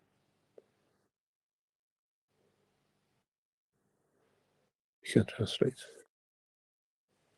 Thank you, Mr. Keshe. Então, tradução agora do que o Sr. Keshe acabou de dizer. Então, o que acontece, na verdade, você recebe os mais fortes, é assim que acontece. Você envia o que você precisa. Então, eu não preciso de todo o espectro do Sol, como no 3i, por exemplo. Eu preciso de um pequeno pedaço, é tudo que eu preciso. E você decide a força que você quer receber. O que você recebe inicia, sim, o novo ciclo que você está recebendo. O que você explicou aqui, o que o buscador de conhecimento da China explicou, que o Sr. Keshe está mais ou menos correto. E nessa informação que você passa, você recebe o que você precisa e o que você tem em falta. E isso conecta o gravitacional com o magnético. Então, sabemos desse conhecimento muito bem, mas nunca entendemos isso e ignoramos então isso, porque não entendemos. Você, por exemplo, tem as mães, né, você fala com as mães de bebês recém-nascidos e com crianças com dias de vida. A mãe que está amamentando as crianças, ela se torna consciente da necessidade da criança. E ela sabe que é o momento de alimentar a criança. Então, a criança ela cresce, tem diferentes necessidades para diferentes minerais e enzimas também. As crianças recém-nascidas, ela transfere a emoção pelo corpo delas do que ela precisa para ela agora, e o corpo da mãe entende isso e libera, através do leite materno, o que a criança precisa. Então, pode precisar mais de vitamina A, ou de mais cálcio, ou etc. Então, não existe ali uma comunicação verbal da criança com a mãe, né? Mas sim uma informação a nível de alma, de campos de força, e assim a mãe ela sabe o que prover, né, pela alma para aquela criança. Então o leite é sempre diferente, nunca é igual o leite que é dado para a criança, pois a emoção da criança que é transmitida para a mãe diz o que ela precisa, e sabemos disso, a gente tem esse conhecimento desde o nosso nascimento, né, mas nunca entendemos isso. Os cientistas eles já fizeram muitos estudos sobre a mudança do leite materno, né, a mudança de vitaminas que existe no leite materno ali. É a necessidade da fisicalidade da interação da emoção e a mãe assim libera o que a criança precisa. A criança ela não fala, mas a comunicação acontece com a mãe através da alma da fisicalidade, com a emoção. É assim que a criança cresce. Sabemos isso desde o nascimento e nunca entendemos. Agora entendemos. Não é só o 3i que faz isso. Nós funcionamos da mesma forma que o 3i fez com o Sol. Nossa necessidade dita os campos que precisamos e a fisicalidade sendo só. 然后通过皮肤的这个感知，然后给大脑传递信号，然后呢提前准备好，然后再通过肉体灵魂的这个互动，而并不是说每一次都给婴儿大量的所有的这些营养物质，不然的话，婴儿如果是这一方面他没有这个缺少，那他可能就对他来说就是过载了，就反而是太多了。那同样的呢，我们有80%能量也是从我们生活环境中，从宇宙中吸收的。那这个部分我们也是一样的，我缺少什么，我从环境中去吸收什么。所以这个例子里面讲的婴儿跟母亲，就跟这个3 跟这个太阳吸收太阳的哪一部分的这个能量也是一样的。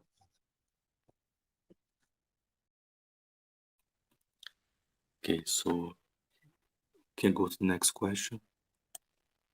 A pergunta número 10 da Pamela agora, Josafá, por favor. So the next question is from Pamela from the Brazil. Mention this. You said at the Nova Ciência workshop 611 that I'm thinking if the time of the planet has the time of the place parameter has changed for the earthly being. Therefore, the internal change in us seems to be inevitable. Does it make sense to think in terms of energy elevation and decay? Will the part of humanity that learns to use the energy be and those who resist to it will decay?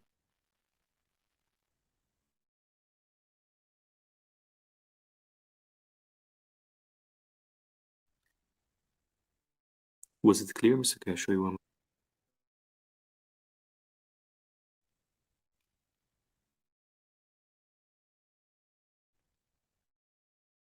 Hello, Mr. Keshe, are you there?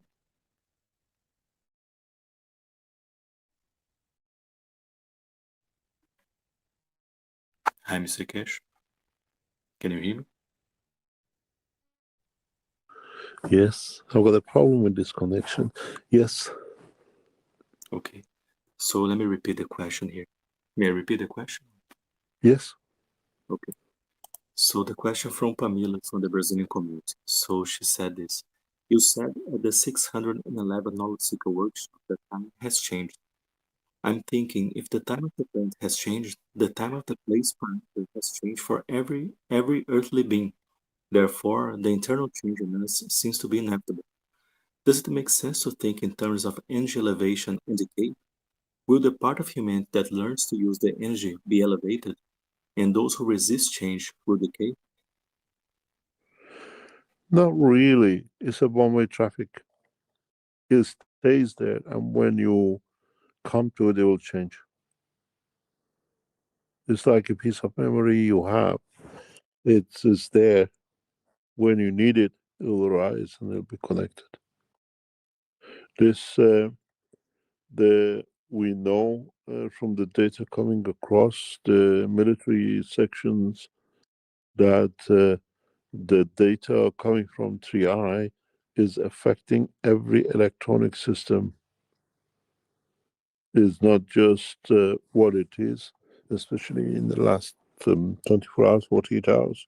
What we saw as a huge beam coming from directly centralized to one place on Earth, it shows that it's centralized to one place, but we see the effect across the planet. Sensors have picked it up. The knowledge is, or the enlightenment, or the elevation, or whatever you call it, that extra energy is absorbed by all of us, one way or another, from this encounter. And that's for sure.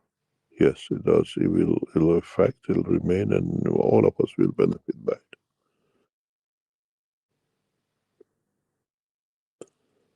You can translate. Thank you, Mr. Keshe. Traduzindo aqui a resposta à pergunta da Pamela, o senhor quer começa falando, verdade não é assim. Então, para te dar como exemplo, é como um pedaço de memória que fica ali com você, que você recebeu, e quando você precisa daquilo, vem até você aquela memória. Então, sabemos dos dados que vêm dos militares que as informações que vêm do 3i está afetando os sistemas eletrônicos. E não é só o que o pessoal coloca na mídia, o que a gente está vendo na mídia. O que vimos está vindo do 3i Atlas é centralizado a um ponto da Terra. Mas mesmo assim, vemos o efeito em todo o planeta. Então, o conhecimento, a iluminação, ou elevação, essas energias, o que você queira chamar, tudo isso, essas energias elas são absorvidas de iluminação, de elevação, são absorvidas por todos nós, né, independentemente de quem seja. E todos se beneficiam disso.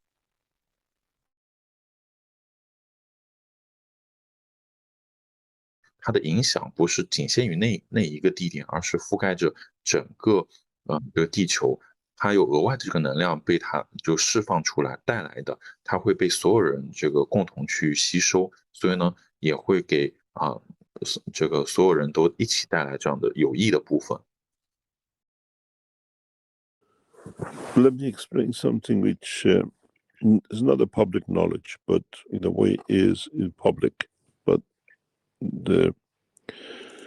we know for a fact the way we saw the surge and the signals from the military naval bases, submarines and the rest, and all the sensors we have, that every time the 3i interacts or sends a certain frequency or energy to Earth, it gets detected. And the response of the Earth backwards gets detected. What is interesting is that this system, 3i, has identified every single nuclear warhead, every single nuclear power station, anything which is connected to nuclear or what we call the plasma energy. And you might think, oh, they want to use it for this and that. Not really. Because the simplicity of it, the way we saw that the system charged up with the interaction with the sun, this system has locked into the Earth and it received the energy which is available. We don't have huge, what we call like solar system magnetic fields. We have the Earth, which is in different proportion. But these nuclear materials release energies which is at the bandwidth of what this system needs. In a way, it's feeding from us for what we don't need. We're not even aware of that we need. Nuclear material is not just a radiation, it's a continuous field. When that pile of tons of uranium sits on the nuclear reactor site, it just releases not neutron, but energies which it does not need. And somehow this system has tapped into it, connects to it. What's the purpose of it? Is it taking what it doesn't need, or is it the line of connection that it can be used later on? And this is something which is extremely dangerous for us. But we don't understand the intention, but they know nuclear material release energy at certain bandwidth of energy, and they have locked into every single nuclear material on this planet. We know this for a fact because some of the nuclear reactors control rooms have shown effects of malfunctioning or interaction of fields. So for sure, the system identifying, sending a signal at the bandwidth of certain magnetic radiation, and our system respond to it. And it's a very advanced plasma technology which is used.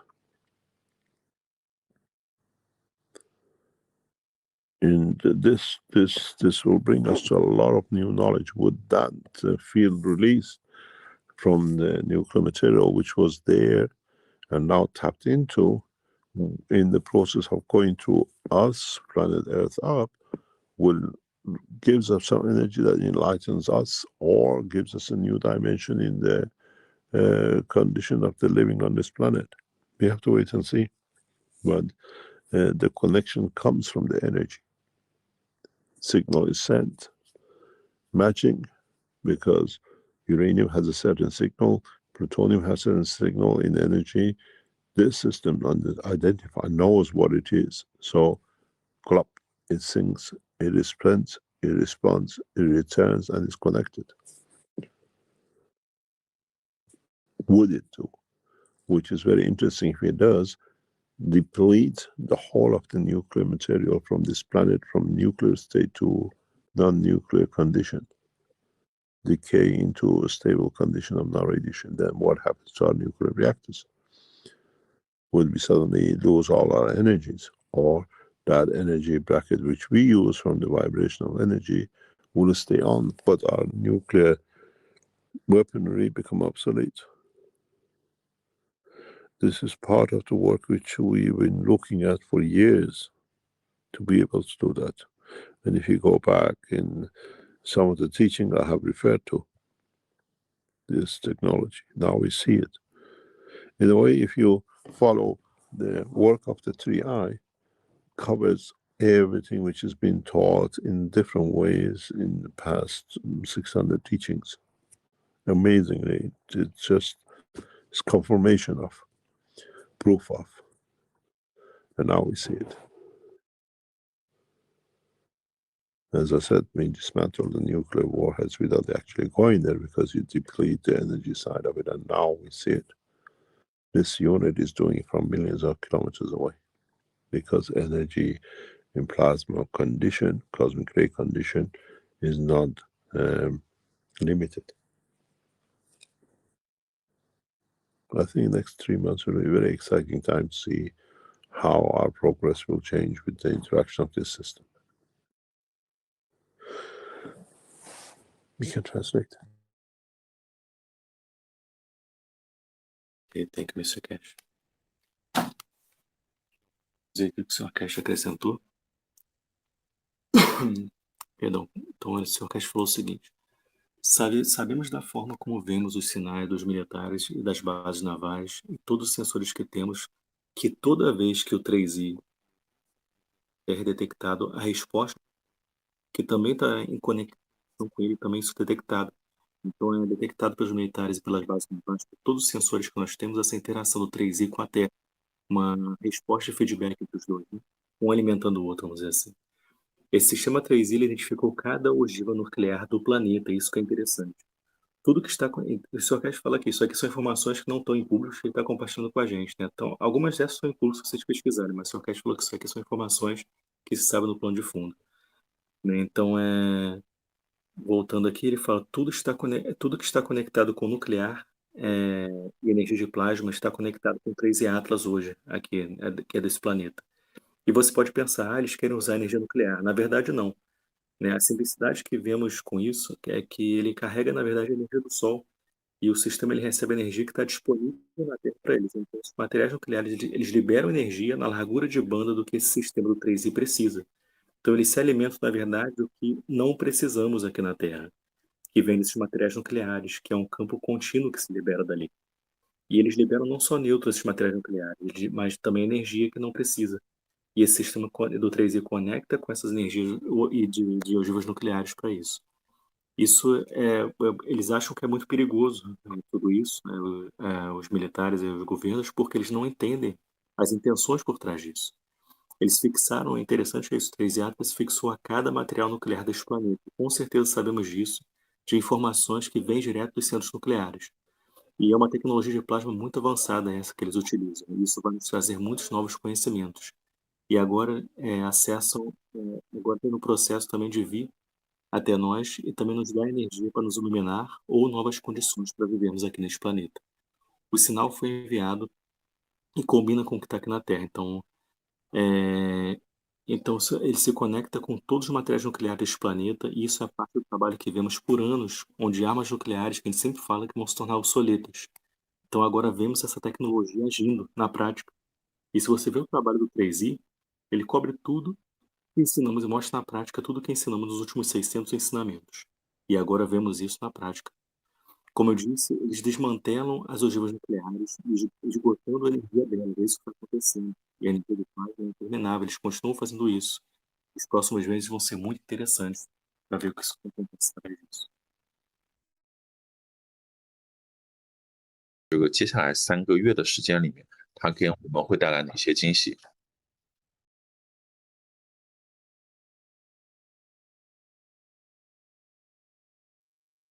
Okay, Mr. Keshe, would like to continue? Is that okay for you? Yes, there's no problem. Okay, good. Então, vamos para a próxima pergunta, então, Josafá. A gente vai para a pergunta número... Eu falei essa aqui? Não.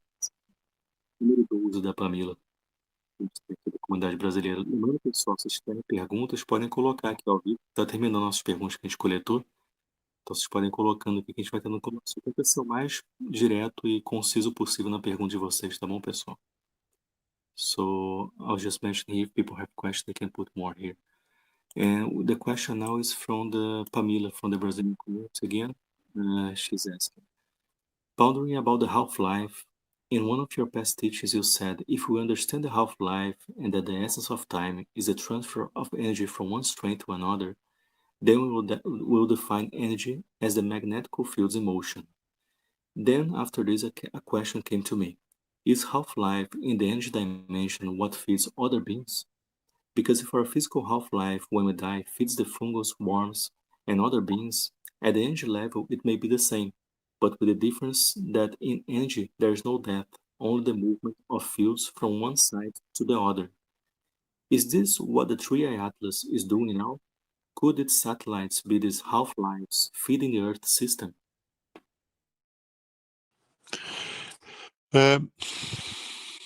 This we cannot tell at the moment, but you got to understand all our satellites are tuned in the matter state.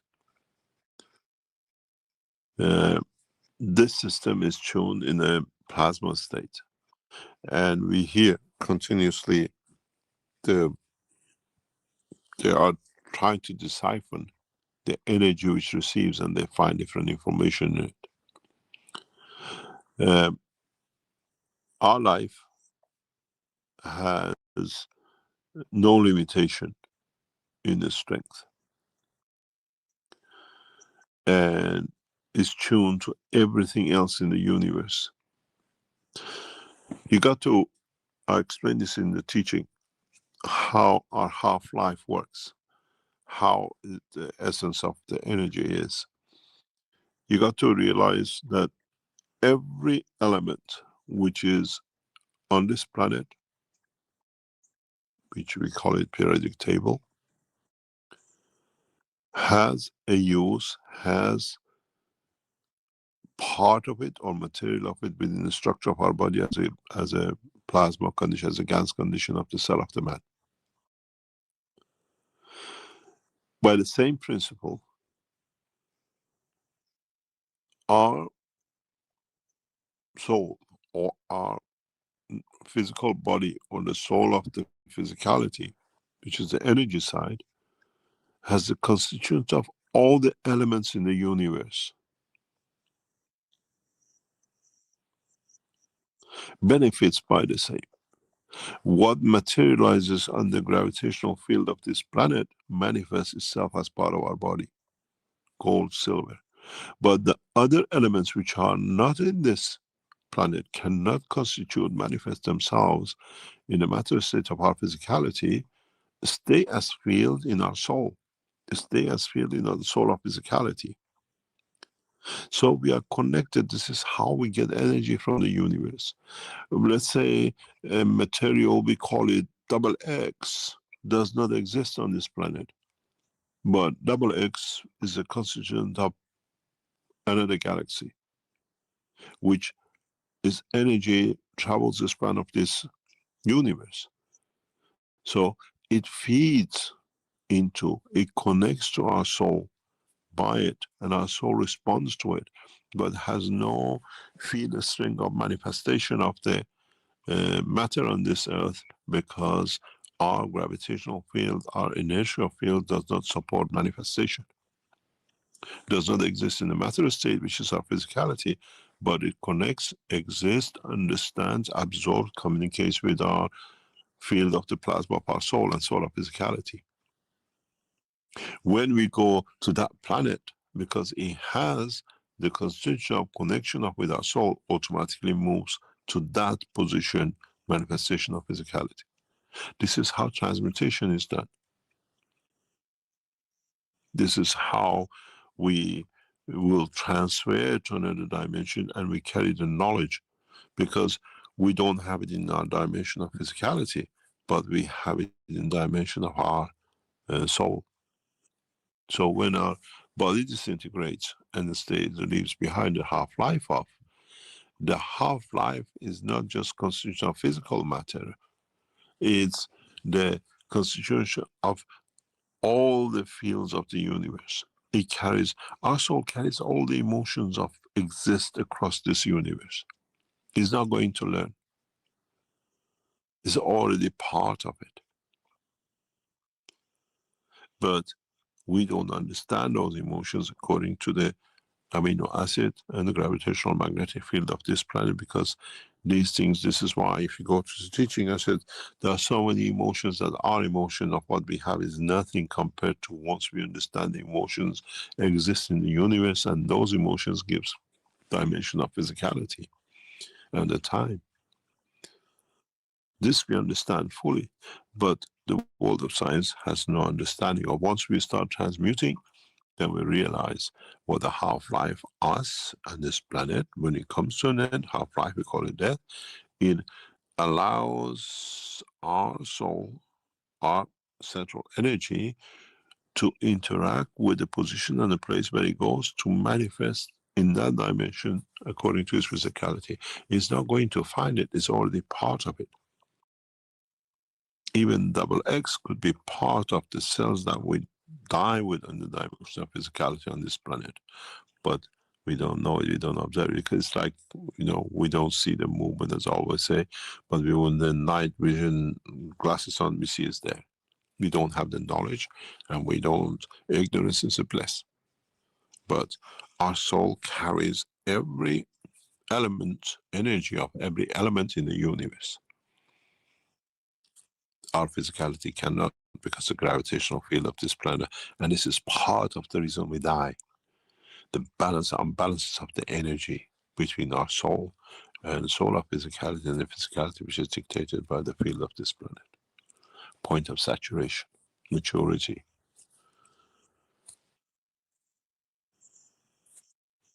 They can translate. Thank you, Mr. Keshe.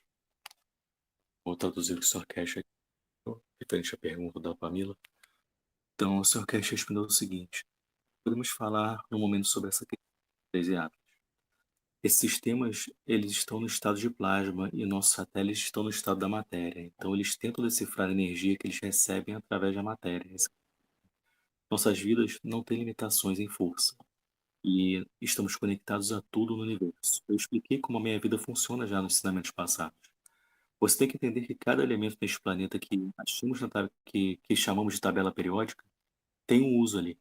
E tem parte, e todos eles estão no nosso sistema com uma condição de gancho nas células do nosso corpo e em todo o nosso corpo. Pelo mesmo princípio, nossa alma, nosso corpo físico, a alma da fisicalidade, que o lado da energia tem a constituição, o lado da energia tem a constituição de todos os elementos do universo. Então, temos a nível de energia todos os elementos do universo conosco. E o que materializa neste planeta aqui, que a gente consegue ver como elemento físico, às vezes também se manifesta de certa forma no nosso corpo como ouro e prata, mas outros elementos, eles se mantêm apenas como campos em nossa alma da fisicalidade. E é assim que temos energia de todo o universo. Por exemplo, um material chamado duplo X, ele não existe aqui neste planeta, mas sim em outra galáxia, em outro planeta ele existe. A energia dele viaja pelo universo, alimenta e se conecta com nossa alma e a gente responde a isso. Mas isso não tem manifestação aqui na Terra, porque a inércia daqui não suporta a manifestação desse elemento. Mas ele se comunica com o plasma da nossa alma e da alma da fisicalidade. Então, quando formos para este planeta, ele vai se manifestar na fisicalidade lá. É assim que funciona a transmutação. É assim que vamos transferir para outras dimensões. Não temos na dimensão da fisicalidade, mas sim na alma isso. Quando o corpo ele desintegra, a minha vida ela não é só na matéria física, ela é constituída de todos os campos do universo. A nossa alma ela carrega a emoção de todo esse universo. E ela não vai aprender algo, ela já está carregando tudo dentro dela, em nível de campo. Mas não entendemos e temos a emoção, e não entendemos as emoções que nós temos dentro da gente por conta do aminoácido deste planeta aqui. Nossas emoções não é nada comparado com todas as emoções que vamos encontrar quando entrarmos em contato com o universo. O mundo da ciência não entende isso, e quando transmutarmos, entenderemos o que é a minha vida. Esse elemento se manifesta de acordo com a fisicalidade. Até o duplo X, esse elemento que vem de outra galáxia, ele pode ser parte da célula deste planeta, mas não vemos isso.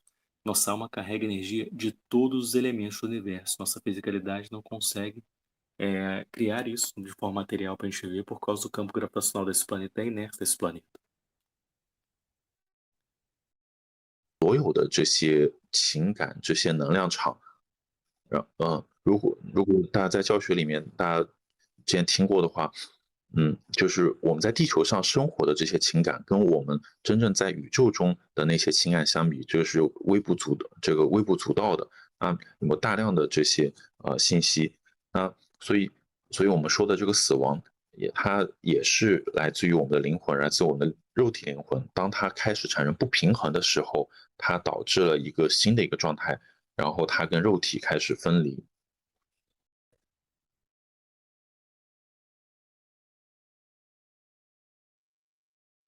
Okay, so let's go forward with the next question. Pessoal, eu tô seguindo aqui as perguntas, como a gente combinou ontem na semana no grupo, a gente tá dando prioridade às perguntas. Podem colocar as perguntas no grupo, que terminar essas perguntas já tem aqui organizada, a gente vai colocando de vocês, se o seu tiver disponibilidade. Mais uma vez, só tentem ser o mais direto e conciso possível na pergunta de vocês, tá ok? So just mention here, if people have questions, they can put here for us also. So the next question is from... A próxima pergunta é a pergunta número 13, por favor, do Yuan Yuan. So the next question is from Yuan Yuan for the Chinese community. So why is it necessary to turn on the microphone when listening to the 612th Knowledge Seeker workshop? What are the best practices for using the cosmic ray sphere at home? After listening to the 612th Knowledge Seeker workshop, can one use the cosmic GAN sphere to create matter by crossing their hands at a 90-degree angle on their own? Can you repeat that? So the end is, after listening to the 12th Knowledge Seeker workshop, can one use the cosmic GAN's balls to create matter by crossing their at a 90-degree angle on their own?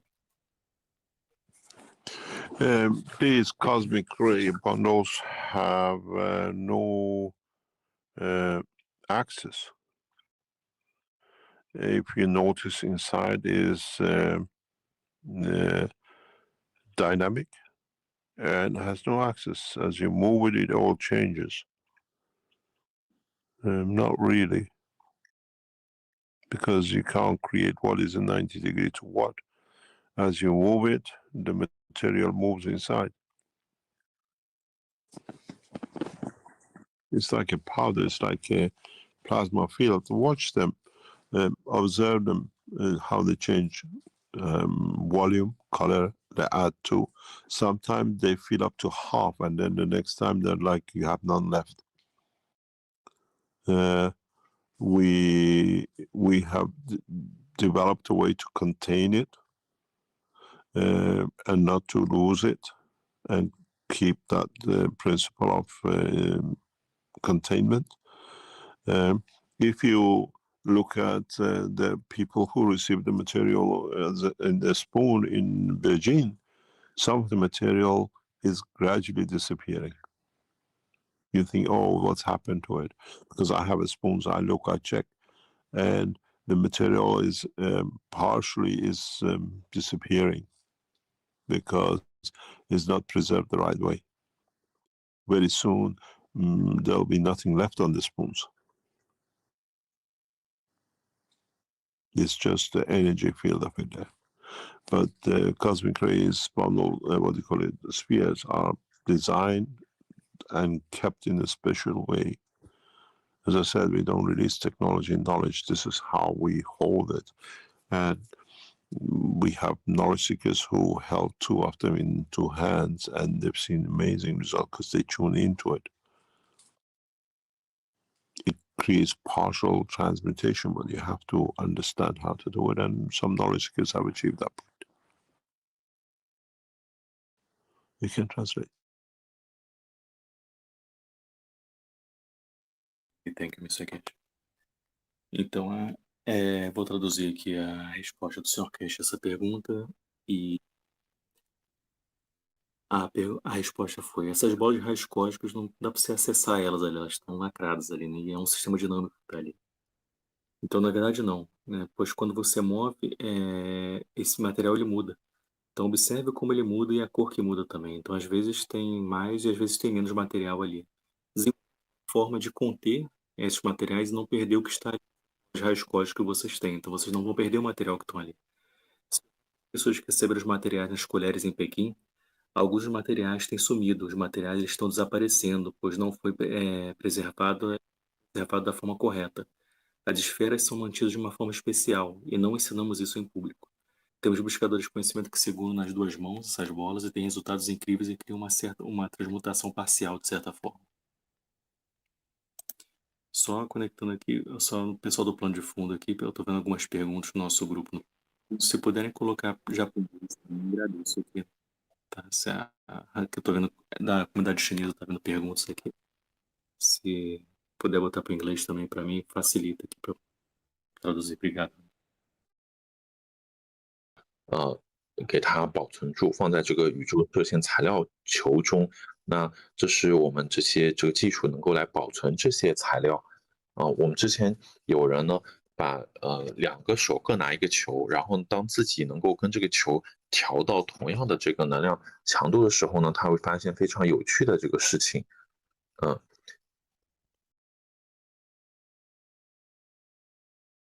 OK， so 这里面有很多这个知识，然后需要我们这个探索。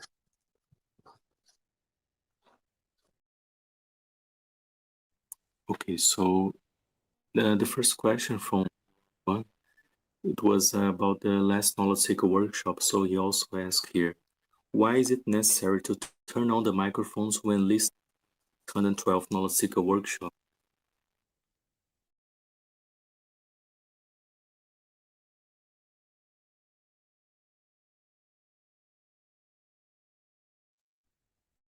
Could you hear me, Mr. Keshe?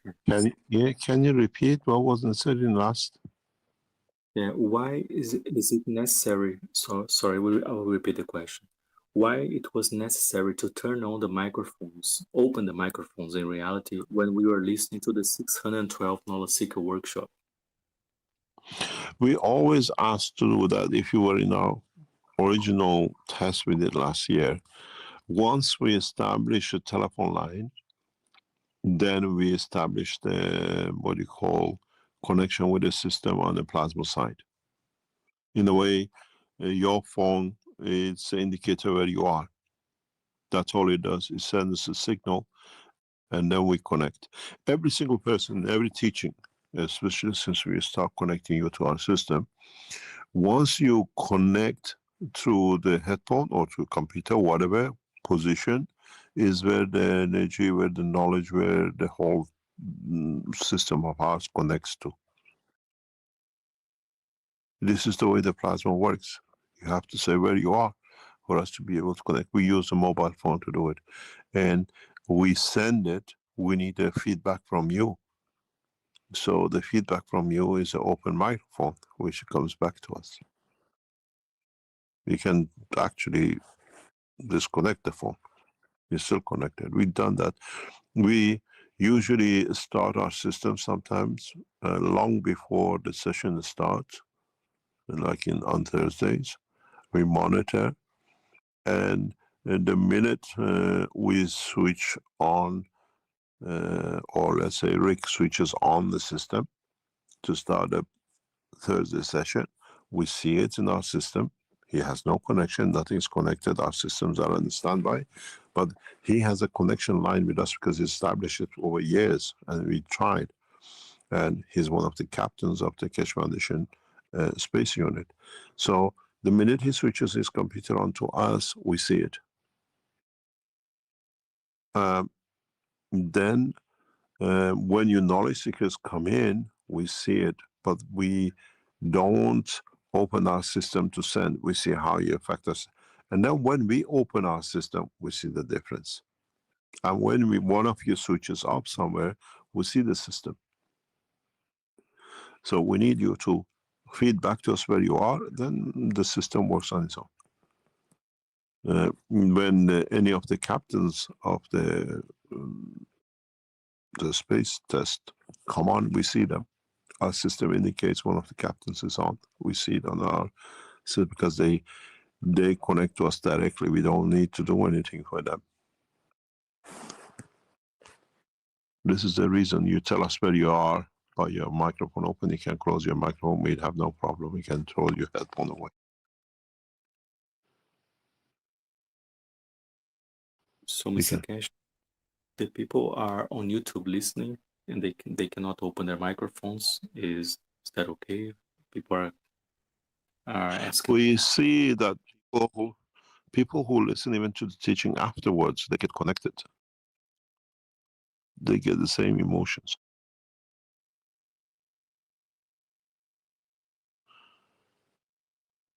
Ok, thank you, Mr. Keshe.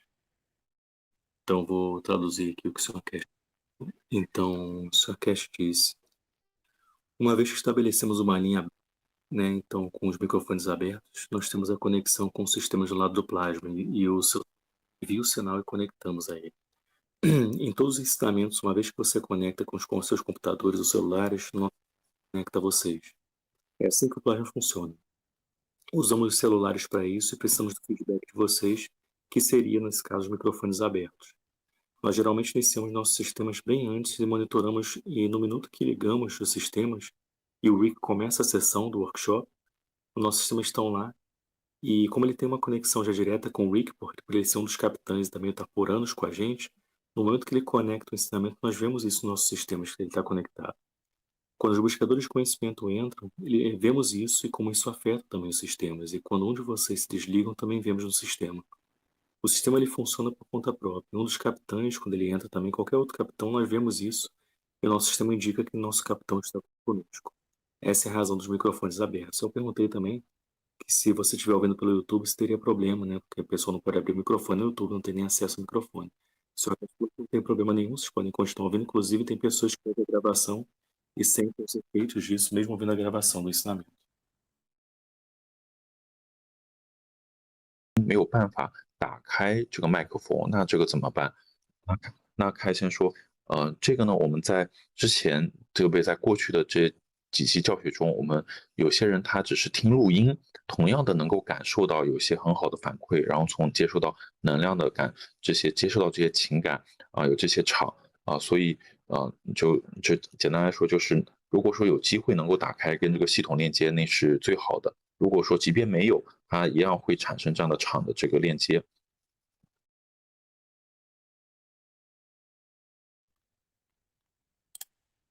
Ok, so we go next question. A gente está vendo aqui também as perguntas que estão ao vivo, né? A gente está vendo as perguntas que estão conectadas de certa forma com sua verdade. Acho que é interessante o que o Josafá colocou aqui no grupo. Eu vou colocar, você pode colocar na tela a pergunta que você colocou no grupo Keshe Brasil e eu vou estar falando em inglês aqui sua pergunta. So we have a question here on the chat from Josafá from the Brazilian community. And he's asking this: regarding the condition of one nation, one planet, how do you see the future based on this interaction between the tree eye and the swan, and the inclusion of the One Nation network units?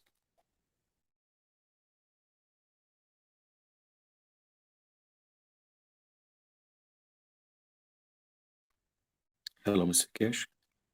Yes, I couldn't find a microphone. Everything is getting set up internally from us. And what the ultimate goal is, maybe in 6 months' time, maybe in a year, maybe in 2 years, is to, in a way, connect the emotion of those who are with the system and use the system, and then use the universal system. It's and those who are not with it gradually come into it. The reason that we put a game in, the what we call enlightenment game, which is part of this program, is that it keeps on, you can go wrong, it brings you back till you test again, and if you don't understand it in one place, it sends you to another place. Is that it trains you to become peaceful. It trains you to choose the path of peace. It's the way the program is set. So one way or another, you learn how to be, and then once one learns, it stays with, and it changes the internal structure. And this is how it's going to work. Your continuous interaction and collective field connection will change all of us. It has a lot of things happening in the background with this this system, this technology. You play the game, but interacts the impression on the soul, and that soul is shared by all, that interaction is shared by all who are the users. And as part of this work, as we'll explain later on, we extend this to the government. It just needs time. It just needs time. You watch what's going to happen this week with Keshe Foundation interfering with some things international. We are interfering in a way. We are putting the knowledge forward. The work is getting done in the background. Just watch very gradually, very subtle in the background how we will change the political influence of what is happening now. You won't have a big bang, but slowly in the next few months, what we release in next few days will change parameters. And then in 2 weeks' time, we release more information. On the basis of once or twice a month for the next few months, we start releasing technology. And then we start releasing technology through the units which we have. Then it affects the emotion. We feed it physically, and then we touch the emotion through the what you call communication units we put away in public, some 10,000 of them. And then you understand more. We use one to change the other, but not to be there as a force, but to be as a affection of acceptance. You'll understand it's a very interesting the way it works and how it's going to be done. But we use everything there now together. The coins, the market corporation of the United States, and then what we call the communication units, and then the use of AI. Everything is getting done in different parts. While I'm talking to you now, while the translation is going on, I'm working with a team which is sorting out what we call your communication systems. They're working on setting up other things, so monitoring that one.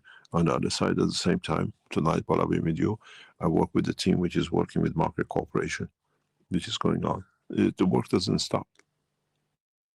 And this needs a coordination. Everything comes together. I sit out, watch everything, and comes to this. So it's not just one piece. Everything has to be done. And now we reach that point that we can do. In my time is 4 or 5 o'clock in the morning. The work never stops.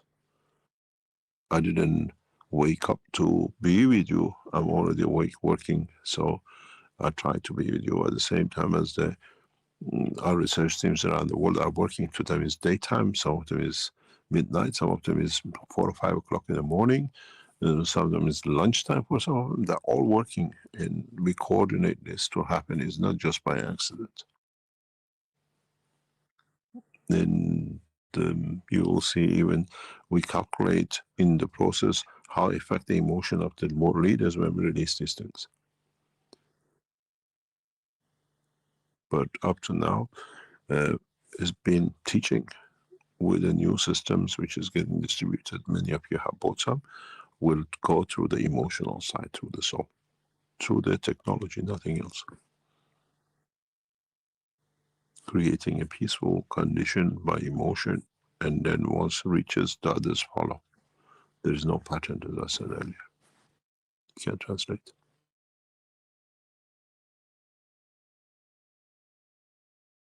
Okay, thank you, Mr. Keshe. Ok, vou traduzir aqui para o português que Keshe acabou de dizer. Então, tudo está sendo feito internamente por nós. Talvez em 1 ano ou 2 anos, para de certa forma, talvez em 1 ano ou 2 anos vamos fazer isso, completar isso. De certa forma, a emoção daqueles com os sistemas e usam os sistemas e usam esses sistemas universais. E aqueles que não estão com eles vão entrar nesse processo também. A razão de termos colocado o jogo da iluminação treina vocês para poder vocês escolher o caminho da paz. Então, de uma forma ou de outra, isso muda a estrutura interna.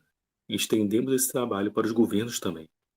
Vejam muito bem, com forma muito cuidadosa, o que vai acontecer nessa semana com a Fundação Keshe interferindo de forma internacional, e estamos trabalhando tudo isso no plano de fundo. Observem de forma bem sutil como vamos mudar as influências políticas nesse planeta. Não será um Big Bang, vai ser tudo muito sutil, mas o que liberarmos nos próximos dias vai mudar os parâmetros. Nos próximos meses, começamos a liberar as tecnologias através das unidades e isso afeta as emoções. Tocamos as emoções através das unidades de comunicação da rede de uma nação e então usamos uma para mudar outra, mas não para estar lá com uma força, não forçando isso, mas com uma aceitação. Vocês vão entender como isso será. Usamos as moedas, cash, a Markway, as unidades de uma nação e tudo mais que temos. Enquanto eu falo aqui com vocês agora, durante quando o estado para a comunidade brasileira e o Tchau para a comunidade chinesa, o trabalho, eu estou trabalhando aqui no plano de fundo ao mesmo tempo e com o pessoal que está montando o sistema de vocês, Rede de uma Nação. Eu trabalho diretamente com o time da Mark Ray agora, fazendo isso, nesse momento agora. O trabalho ele não para e eu observo tudo. Então não é só um pedaço, tudo tem que ser feito. Até mesmo agora, às 5 horas da manhã, que é o horário da Europa que está.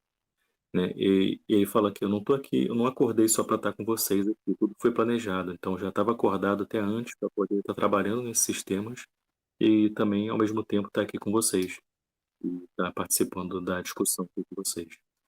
Nós coordenamos tudo para acontecer assim. Calculamos como isso afeta também a emoção, como isso vai afetar e como isso afeta também hoje a emoção dos líderes mundiais quando liberamos essas unidades. Muitos de vocês já compraram sistemas e isso afeta as emoções para criar uma condição pacífica. E quando um muda, os outros, consequentemente, mudam também.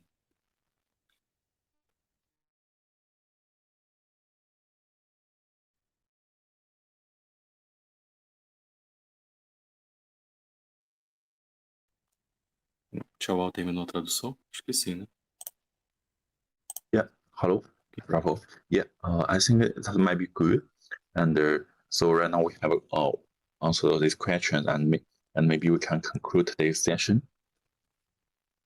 Let me ask Mr. Keshe. Yeah. So, Mr. Keshe, It's okay with me, no problem. Okay, so we can continue. Thank you very much. You want to continue or you want to stop? Oh, no. You decide, Mr. Keshe. If you want to continue, we continue. I'm okay. No problem. I'm working in the background. I'm here. Okay, sure. So let's continue. If Chao wants to stop in China.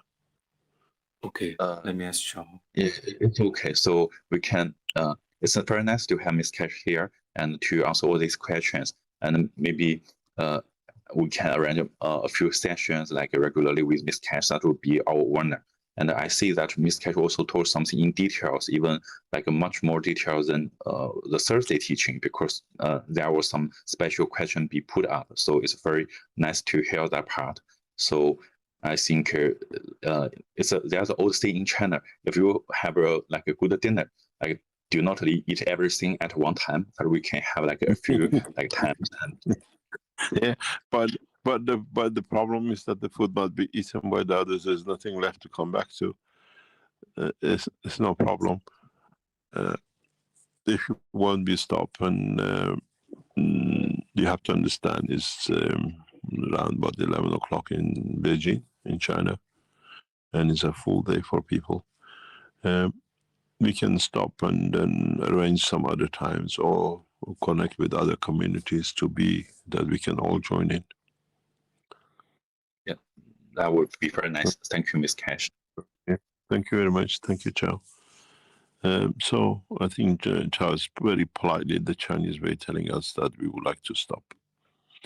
So I say thank you very much. And it was nice to be with you. When we try to organize this every now and then with different communities, now that we have less to teach in different ways because we all learned it, but more to understand the technology. Thank you very much for your time. And hopefully we meet again sometimes in other sessions. Much, Mr. Keshe, for your presence, for being here with us, and everyone was very happy to having you here. So thank you very much once again. Thank you very much and goodbye.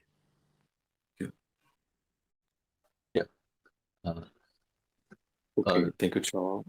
I'm going to translate here for the Brazilian and you can translate for the Chinese side. For our, I will translate for our Chinese community. Então, eu vou traduzir aqui para a comunidade brasileira. Se puder fechar o áudio. Obrigado, Cristiano, já fechou. Então, pessoal, tchau. Ele pediu para finalizar aqui, né, por hoje. Então, o Sr. Keshe, ele já saiu da sala, inclusive. Ele só estava agradecendo aqui a presença de todos. E agora a gente está nesse processo de aprofundar cada vez mais o conhecimento, abrir mais para mais conhecimento. E a gente vai dando só aos poucos. Então, ele fala que espera estar voltando, né, em breve para estar com a gente novamente e participar de mais discussões como essa, como ele está participando aqui, como ele participou hoje com a gente aqui também. Então, a gente, assim que tiver uma nova oportunidade, então fiquem tranquilos que a gente vai estar anunciando para todos vocês aqui no nosso grupo do Telegram, Keshe Brasil, Nova Ciência, né? Também no nosso canal no Instagram e todos os nossos meios oficiais. Fiquem atentos. Principalmente no nosso grupo do Telegram, é o local onde a gente já está sempre atualizando quando o Sr. Keshe, por exemplo, vai encontrar com a gente nas discussões Brasil e China como essa, quando ele entra no nosso ensinamento brasileiro, a gente está sempre comunicando primeiro no nosso grupo do Telegram.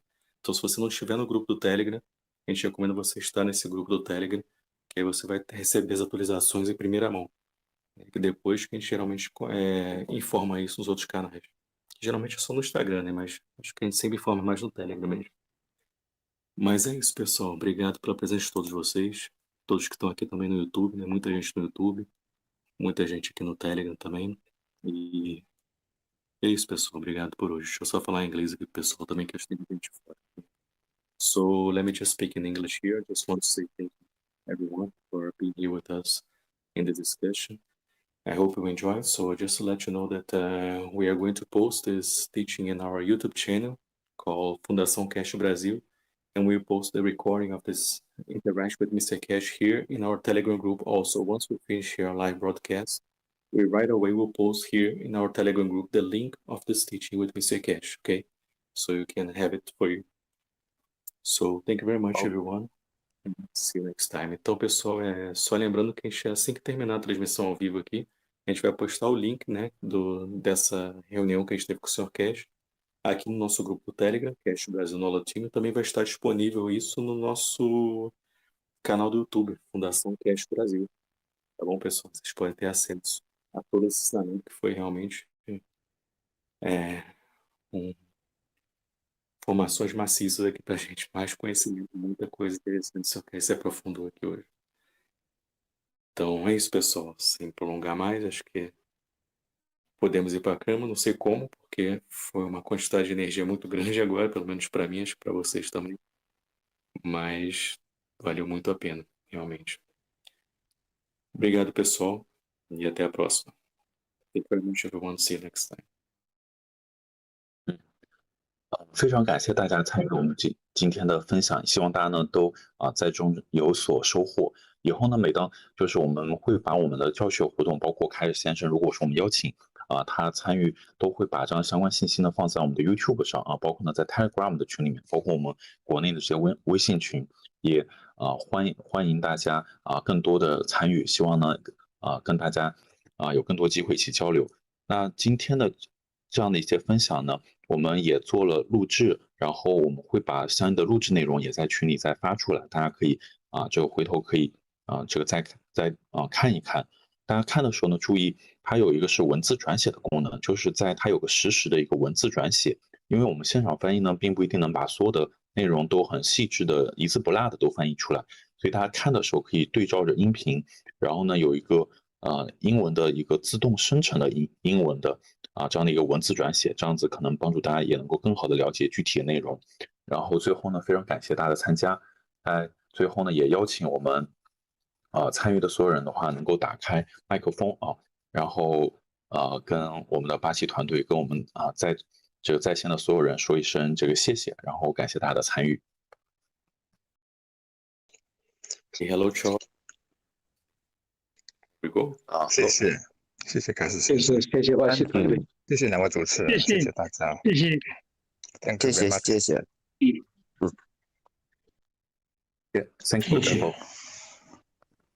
Thank you. Thank you, Charles. Thank you, the Chinese community, once again, for being here with us. Então, traduzindo, acho que vocês entenderam, né? CC, obrigado. 谢谢凯先生，谢谢主持人。Thank you very Yeah, much. thank you. Thank you. Obrigado, pessoal. Boa noite para todos. Bom descanso.